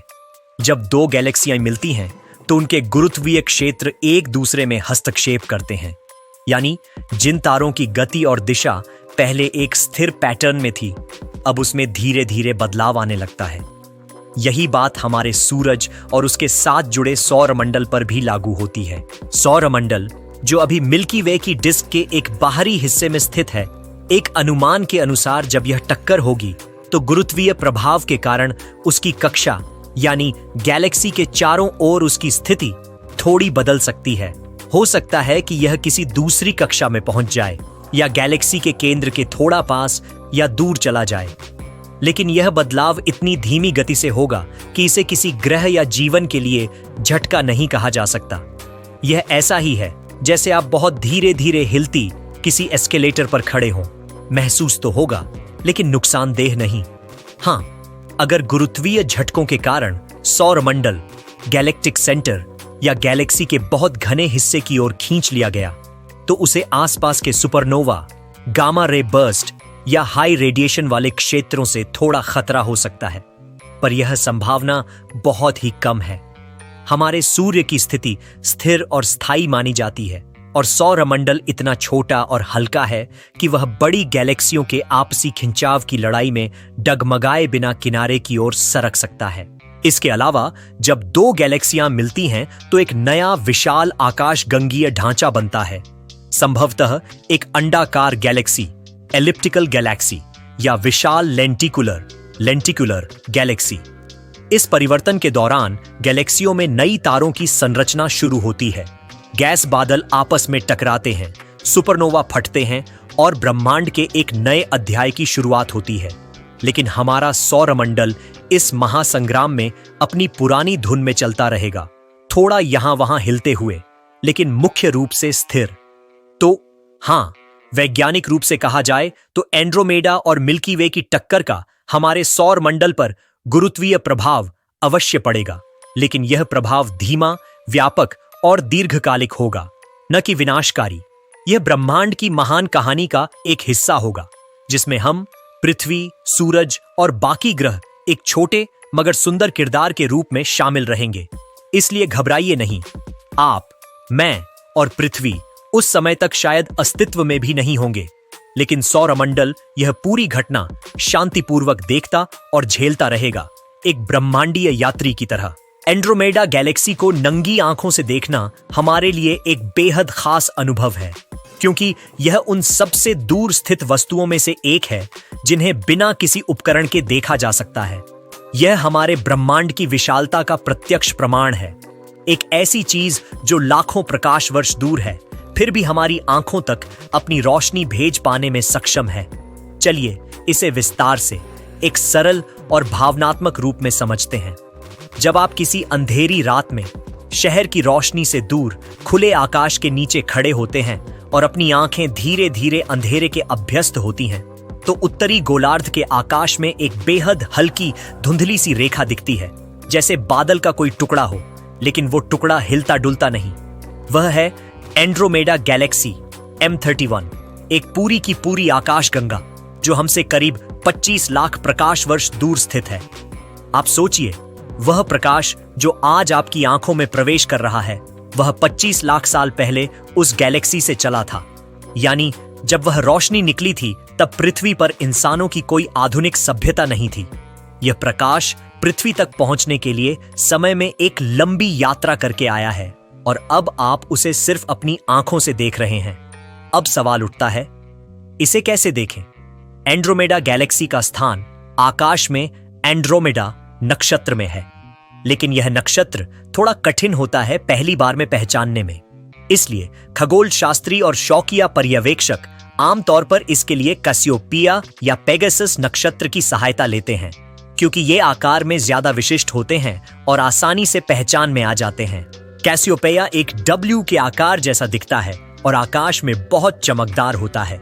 उस डब्ल्यू को पकड़कर अगर आप थोड़ी सी आकाशीय यात्रा करें तो आपको एंड्रोमेडा गैलेक्सी मिल सकती है। पेगासस नक्षत्र में एक बड़ा चौकोर आकार होता है जिसे ग्रेट स्क्वायर ऑफ पेगासस कहते हैं। उस चौकोर आकृति से एक तिरछी रेखा आगे बढ़ती है, वहीं पर एंड्रोमेडा स्थित होती है। अगर मौसम साफ हो और चारों ओर रोशनी कम हो, जैसे पहाड़ों पर या जंगल के बीच में, तो एंड्रोमेडा गैलेक्सी को नंगी आंखों से देख पाना संभव है। और यदि आपके पास दूरबीन, बाइनोकुलर्स हो तो आप इसकी कुछ संरचनाएं भी देख सकते हैं, जैसे इसकी गोलाकार आकृति और इसके दो उपग्रह गैलेक्सी M32 और M1 सोडेंस जो इसके पास में हैं। एक शौकिया दूरबीन एमेचर टेलीस्कोप से आप एंड्रोमेडा की डिस्क को, उसकी कुछ धूल रेखाएं, डार्क डस्ट लेन्स, चमकीले तारा समूह, ग्लोबुलर क्लस्टर्स और एक विशाल तारा बादल जिसे NGC 206 कहते हैं, उसे भी देख सकते हैं। यह अनुभव सचमुच मन को रोमांच से भर देता है। आप उत्तर गोलार्ध में रहते हैं तो एंड्रोमेडा को सबसे अच्छा सितंबर से फरवरी के बीच देखा जा सकता है, जब यह रात के समय पूर्व से उगती है और पश्चिम में अस्त होती है। अक्टूबर में यह आकाश में सबसे ऊंचा होता है, ठीक आधी रात के आसपास। हर महीने यह 2 घंटे पहले अपने चरम पर पहुंचता है।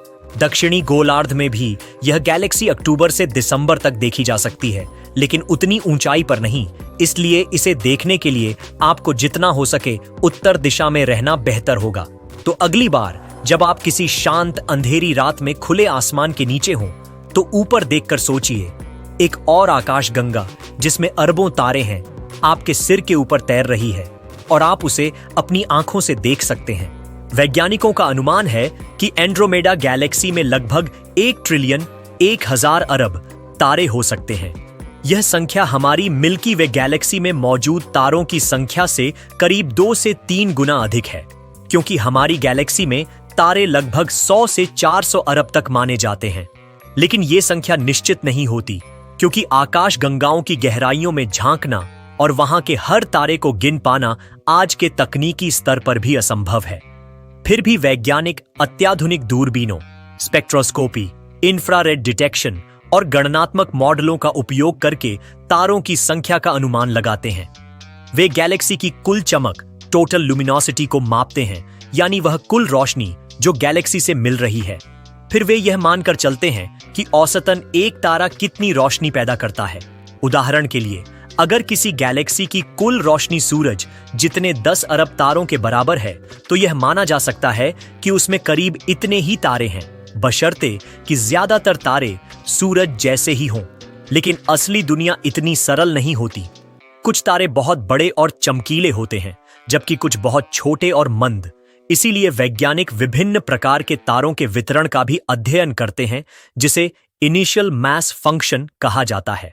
इससे उन्हें एक बेहतर अनुमान लगाने में मदद मिलती है कि वहां कुल मिलाकर कितने तारे हो सकते हैं। एंड्रोमेडा की डिस्क, उसके केंद्र का बल्ज, उसका मोटा और पतला हिस्सा थिक एंड थिन डिस्क और उसका बड़ा हेलो, इन सभी में तारे फैले हुए हैं। उसके चारों ओर घूमते हुए अनेक ग्लोब्यूलर क्लस्टर्स हैं, जिनमें लाखों लाख तारे होते हैं। इसके अलावा हाल के अध्ययनों से यह भी पता चला है कि एंड्रोमेडा ने अतीत में कई छोटी आकाश गंगाओं को निगल लिया है, जिनसे उसमें और भी तारे जुड़े होंगे। एंड्रोमेडा की डिस्क, उसके केंद्र का बल्ज, उसका मोटा और पतला हिस्सा थिक एंड थिन डिस्क और उसका बड़ा हेलो, इन सभी में तारे फैले हुए हैं। उसके चारों ओर घूमते हुए अनेक ग्लोब्यूलर क्लस्टर्स हैं, जिनमें लाखों लाख तारे होते हैं। इसके अलावा हाल के अध्ययनों से यह भी पता चला है कि एंड्रोमेडा ने अतीत में कई छोटी आकाश गंगाओं को निगल लिया है। जिनसे उसमें और भी तारे जुड़े होंगे। इस विशाल गैलेक्सी की बनावट और इतिहास को देखते हुए वैज्ञानिकों का मानना है कि इसमें न केवल पुराने तारे हैं जो अरबों साल पहले बने थे, बल्कि आज भी नए तारे बनते रहते हैं, खासकर उसके गैस धूल से भरे क्षेत्रों में। ऐसे में यह कहना गलत नहीं होगा कि एंड्रोमेडा गैलेक्सी एक स्टार फैक्ट्री की तरह है जो पिछले अरबों वर्षों से न केवल खुद को बढ़ा रही है। अब अगर सवाल यह उठे कि इसमें कितने ग्रह हो सकते हैं, तो इसका उत्तर सीधे देना आसान नहीं है, लेकिन हम तार्किक और वैज्ञानिक आधार पर एक विस्तृत अनुमान जरूर लगा सकते हैं। चलिए इसे हम एक सरल लेकिन विस्तारपूर्ण तरीके से समझते हैं। हमारी अपनी आकाशगंगा मिल्की वे में हर तारे के चारों ओर औसतन कम से कम एक ग्रह होने की संभावना मानी जाती है। नासा की केपलर मिशन और अन्य ग्रह खोज परियोजनाओं एक्सोप्लैनेट सर्वेस से पता चला है कि ग्रहों का बनना तारों के साथ एक सामान्य प्रक्रिया है। यानी जब एक तारा जन्म लेता है तो उसके चारों ओर गैस और धूल की एक डिस्क बनती है, जिससे ग्रह और चंद्रमा उत्पन्न होते हैं। अब अगर हम यही सिद्धांत एंड्रोमेडा गैलेक्सी पर लागू करें, तो इसका मतलब यह हुआ कि अगर हर तारे के चारों ओर कम से कम एक ग्रह हो, तो एंड्रोमेडा में भी लगभग 1 ट्रिलियन ग्रह होने की संभावना है। लेकिन यह तो केवल एक न्यूनतम अनुमान है। कई तारों के चारों ओर एक से अधिक ग्रह होते हैं, जैसे हमारे सूर्य के चारों ओर 8 ग्रह हैं, और कुछ तारा प्रणालियों में तो दर्जनों ग्रह हो सकते हैं। वैज्ञानिकों ने ऐसे एक्सोप्लैनेट सिस्टम खोजे हैं जिनमें 3, 5, 7 या उससे भी अधिक ग्रह मौजूद हैं। अगर हम यही औसत एंड्रोमेडा के लिए भी मान लें कि हर तारे के पास औसतन 2 से 3 ग्रह हैं, तो इसका अर्थ होगा एंड्रोमेडा में कुल संभावित ग्रहों की संख्या 2 से 3 ट्रिलियन 2000-3000 अरब हो सकती है। इतने ग्रहों में से कई तो विशाल गैस ग्रह होंगे, जैसे बृहस्पति और शनि, लेकिन बहुत से ग्रह पथरीले रॉकी प्लैनेट्स भी होंगे, जैसे पृथ्वी, मंगल या शुक्र।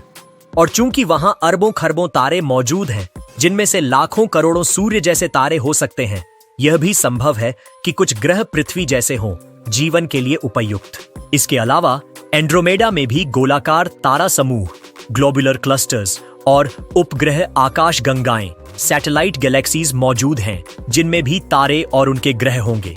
और इनमें से कई ग्रहों के चंद्रमा, मून्स भी होंगे, जिनमें से कुछ में जीवन के लिए जरूरी परिस्थितियां हो सकती हैं, जैसे बर्फीले महासागर या ज्वालामुखीय ऊर्जा। हालांकि अभी हमारे पास एंड्रोमेडा के किसी भी ग्रह को सीधे देखने की तकनीक नहीं है, क्योंकि यह हमसे 2.5 मिलियन प्रकाश वर्ष दूर है। लेकिन आधुनिक विज्ञान यह जरूर बता रहा है कि जहां तारे हैं, वहां ग्रह होना बहुत सामान्य बात है। यही कारण है कि वैज्ञानिक मानते हैं, अगर हमारी गैलेक्सी में अरबों ग्रह हैं, तो एंड्रोमेडा में भी अरबों नहीं बल्कि खरबों ग्रह हो सकते हैं। एंड्रोमेडा गैलेक्सी में जीवन की संभावना आज के खगोल विज्ञान की सबसे जिज्ञासा भरी और रोमांचकारी खोजों में से एक है। यह गैलेक्सी, जो लगभग 25 लाख प्रकाश वर्ष दूर है और हमारी अपनी आकाशगंगा यानी मिल्की वे से भी बड़ी है, अरबों तारों और संभवतः खरबों ग्रहों का घर है। जब हम यह सवाल उठाते हैं कि क्या इन ग्रहों पर जीवन संभव हो सकता है, तो हम केवल एक कल्पना नहीं कर रहे होते, बल्कि हम वैज्ञानिक आधार पर संभावनाओं की चर्चा कर रहे होते हैं। हम यह जानते हैं कि जीवन के लिए कुछ बुनियादी शर्तें होती हैं: तरल पानी, ऊर्जा स्रोत और जैविक अणु जैसे carbon, hydrogen, nitrogen, oxygen, phosphorus और सल्फर। पृथ्वी पर जीवन इन्हीं तत्वों के आधार पर विकसित हुआ है, और चूंकि ये तत्व ब्रह्मांड में सर्वत्र पाए जाते हैं, इसलिए यह मानना पूरी तरह से तार्किक है कि एंड्रोमेडा में भी इनकी उपलब्धता हो सकती है। अब बात करते हैं तारों की। एंड्रोमेडा में अनुमानित 1 ट्रिलियन तारे हैं, यानी 100 अरब से भी अधिक। यदि हमारी आकाशगंगा के अनुभव को आधार माने, तो प्रत्येक तारे के आसपास औसतन 1 या उससे अधिक ग्रह होते हैं।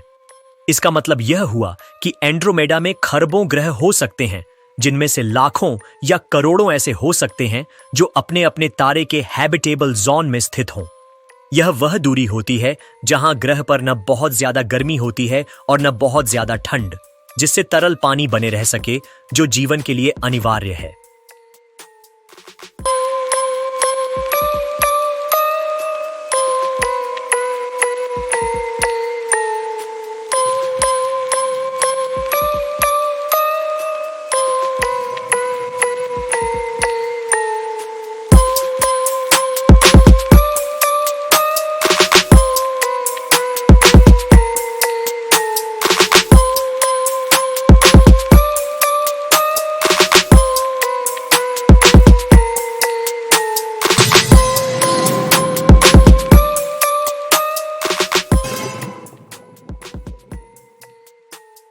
इसके अलावा एंड्रोमेडा में कई सारे ऐसे तारे भी हैं जो हमारे सूर्य जैसे हैं, न ज्यादा बड़े, न ज्यादा छोटे और न ज्यादा अस्थिर।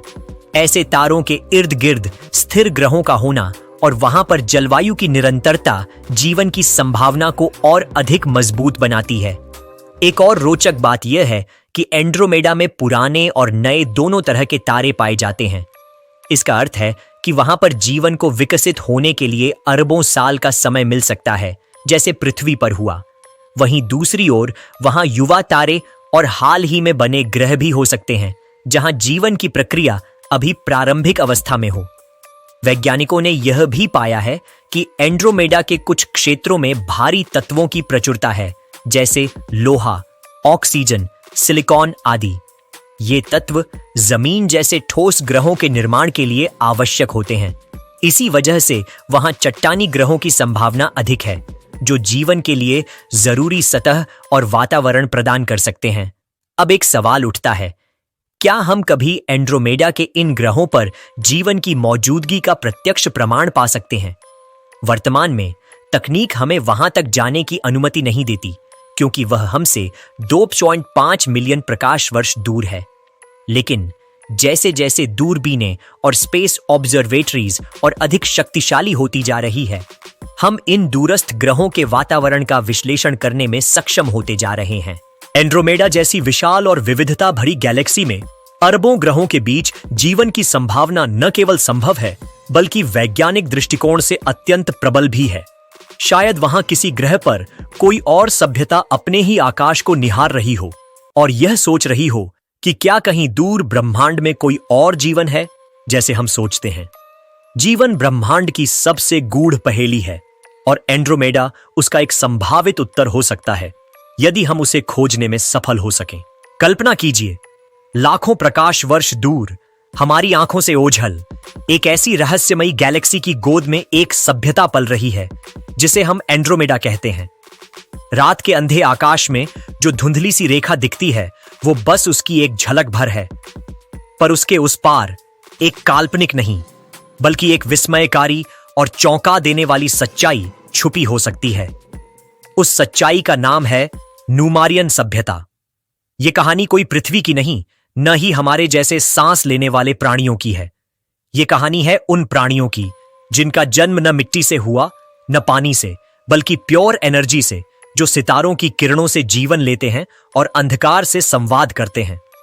बहुत पहले एंड्रोमेडा के बाहरी क्षेत्र में एक तारा था, ज़ानाथिल। इसके चारों ओर घूमता एक नीला ग्रह, ऑरेलिया, जहां समय की धड़कन अलग चलती थी। उस ग्रह पर जीवन की कोई कोशिका नहीं बनी, बल्कि ऊर्जा के छोटे छोटे स्फुलिंग इकट्ठे होकर चेतना में बदलने लगे। कल्पना करो, जब बिजली की एक चमक अपने आप सोचने लगे तो क्या होगा। वहीं से उत्पत्ति हुई नुमारियन जीवन की, जो समय के साथ विकसित हुआ, लेकिन हमारे जैसे मांस और हड्डियों में नहीं, बल्कि प्रकाश और प्लाज्मा के तरंगों में। वे रोशनी से बनते हैं, पर छाया में सोचते हैं। उनका शरीर पारदर्शी है, उनके चेहरे नहीं होते, पर उनकी चेतना पूरी आकाश गंगा को महसूस कर सकती है।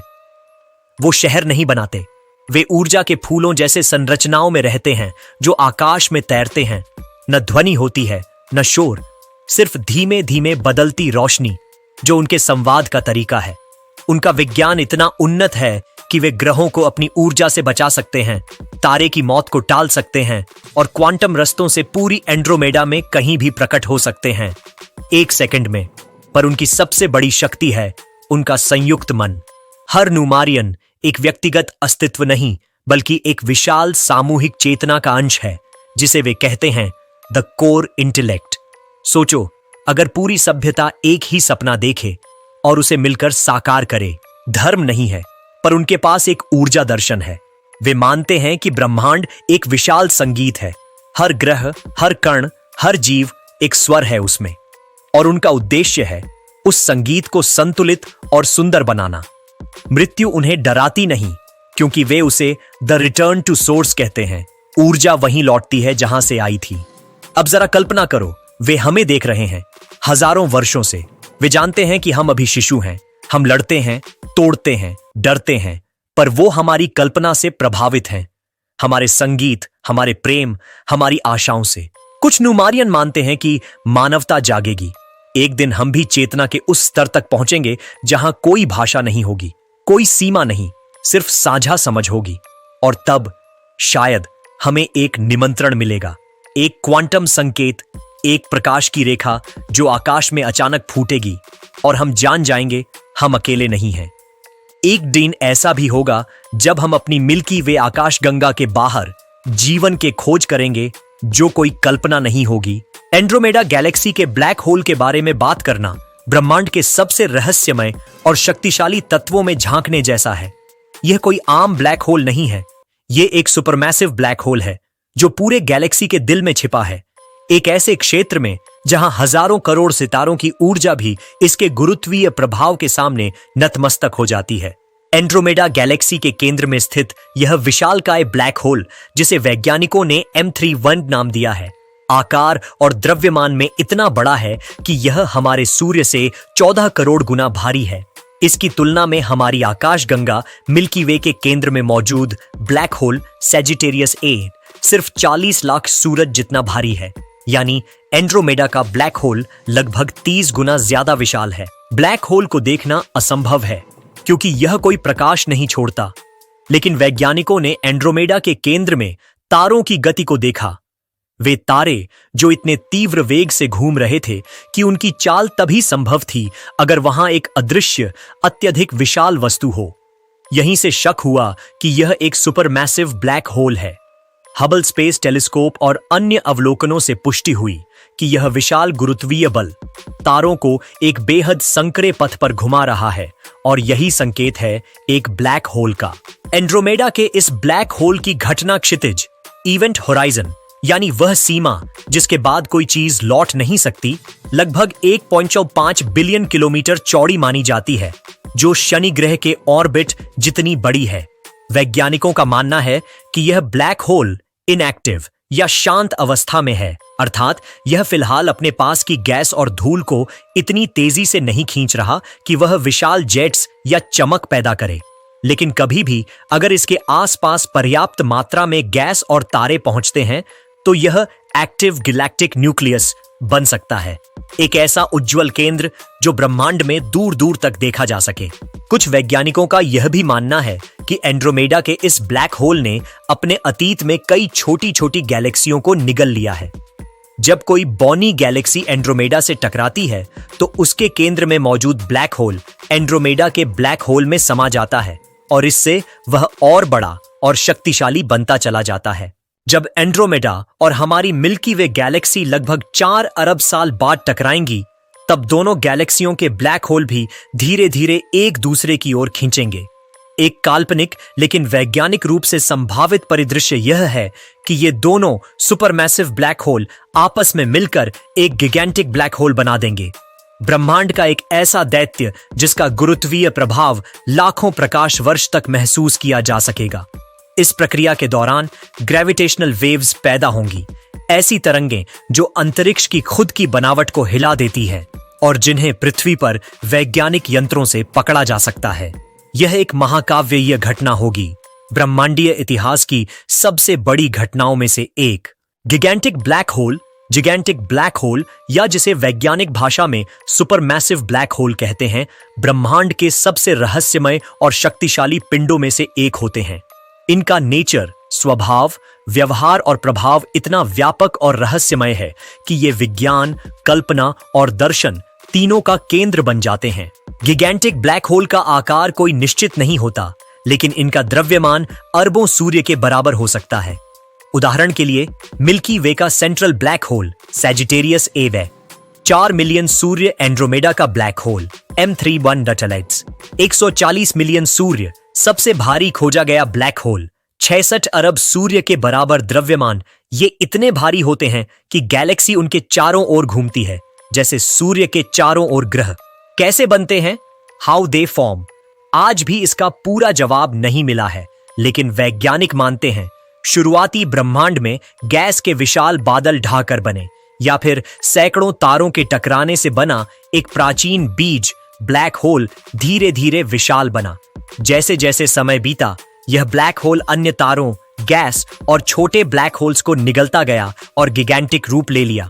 गिगैंटिक ब्लैक होल दो रूपों में पाए जाते हैं, इनएक्टिव शांत, ये किसी गैस या तारे को नहीं खींच रहे होते, इसलिए दिखते नहीं, लेकिन फिर भी इनका गुरुत्व बल आसपास की चीजों को नियंत्रित करता है।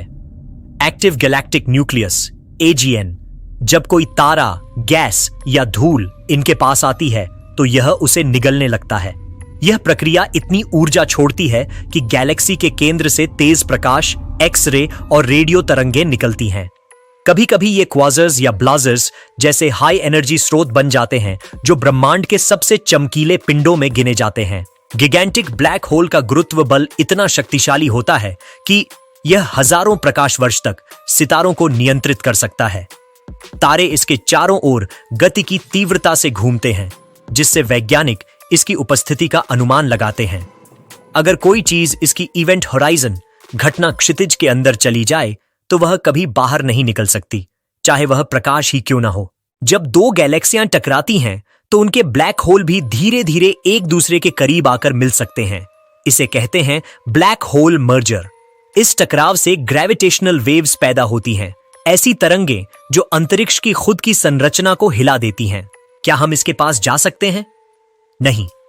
अगर हम किसी गिगैंटिक ब्लैक होल के पास जाएं तो हमें उसकी गुरुत्वाकर्षण लेंसिंग, ग्रेविटेशनल लेंसिंग दिखेगी, यानी रोशनी झुककर घूमती हुई दिखेगी। जैसे जैसे हम पास जाएंगे समय धीरे चलता प्रतीत होगा, टाइम डायलेशन। अंत में हम स्पगेटिफिकेशन का शिकार होंगे, शरीर के हिस्से अलग अलग गुरुत्व बल से खिंचकर टूट जाएंगे।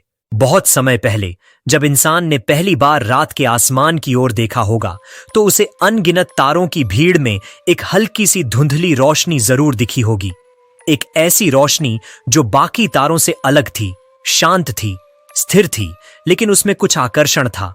वो थी एंड्रोमेडा गैलेक्सी, जो आज भी आकाश में अपने उसी ठहरे हुए सौंदर्य के साथ चमकती है, मानो हमें अपनी ओर खींच रही हो, हमें यह जताने के लिए कि हम इस ब्रह्मांड में अकेले नहीं हैं।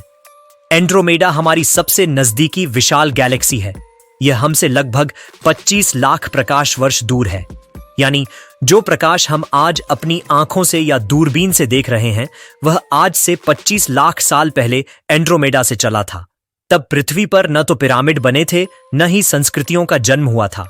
शायद मानवता अपने शुरुआती कदम रख रही थी, और उसी समय एंड्रोमेडा ने एक चमक बिखेरी थी जो अब हमारी आंखों तक पहुंच रही है। यह केवल विज्ञान नहीं, यह समय और अस्तित्व का गहरा संबंध है। अब सवाल उठता है, इतनी दूर की एक आकाश गंगा का हमारे जीवन में क्या महत्व है? एंड्रोमेडा हमें यह समझाने आती है कि हम इस अनंत ब्रह्मांड में एक छोटी सी कहानी का हिस्सा हैं, लेकिन यह कहानी अद्भुत है।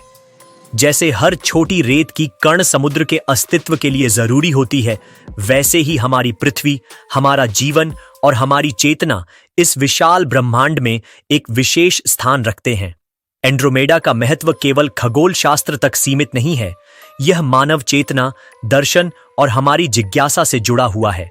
जिस प्रकार किसी पुराने खंडहर को देखकर हम अतीत को महसूस करते हैं, वैसे ही एंड्रोमेडा को देखकर हम अपने ब्रह्मांडीय अतीत से जुड़ते हैं।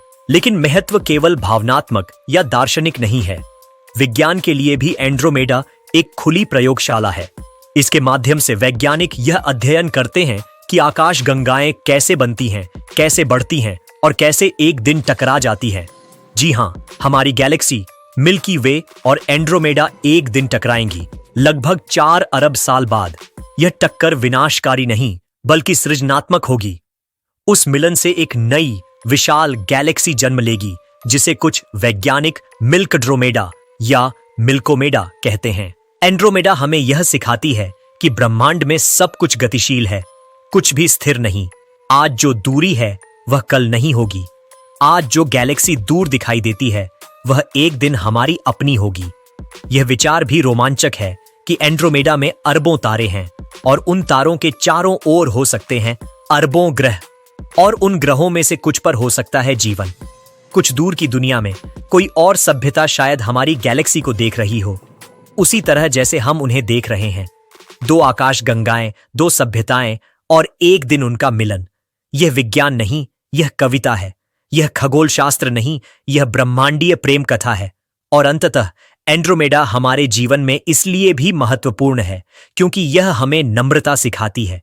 यह हमें बताती है कि हम कितने छोटे हैं, लेकिन हमारी सोच, हमारी कल्पना कितनी बड़ी हो सकती है। वह हमें आकाश की ओर देखने को प्रेरित करती है, जहां से हम आए हैं और जहां एक दिन हम लौट सकते हैं। इसलिए अगली बार जब आप रात के आकाश में झांकें तो एक पल के लिए एंड्रोमेडा को देखें, वो चुपचाप चमकती धुंधली सी रेखा जो आपको सिर्फ एक गैलेक्सी नहीं दिखा रही, बल्कि आपके अस्तित्व का आईना है। उस आईने में झांकिए और शायद आपको खुद से जुड़ी कोई नई कहानी दिख जाए।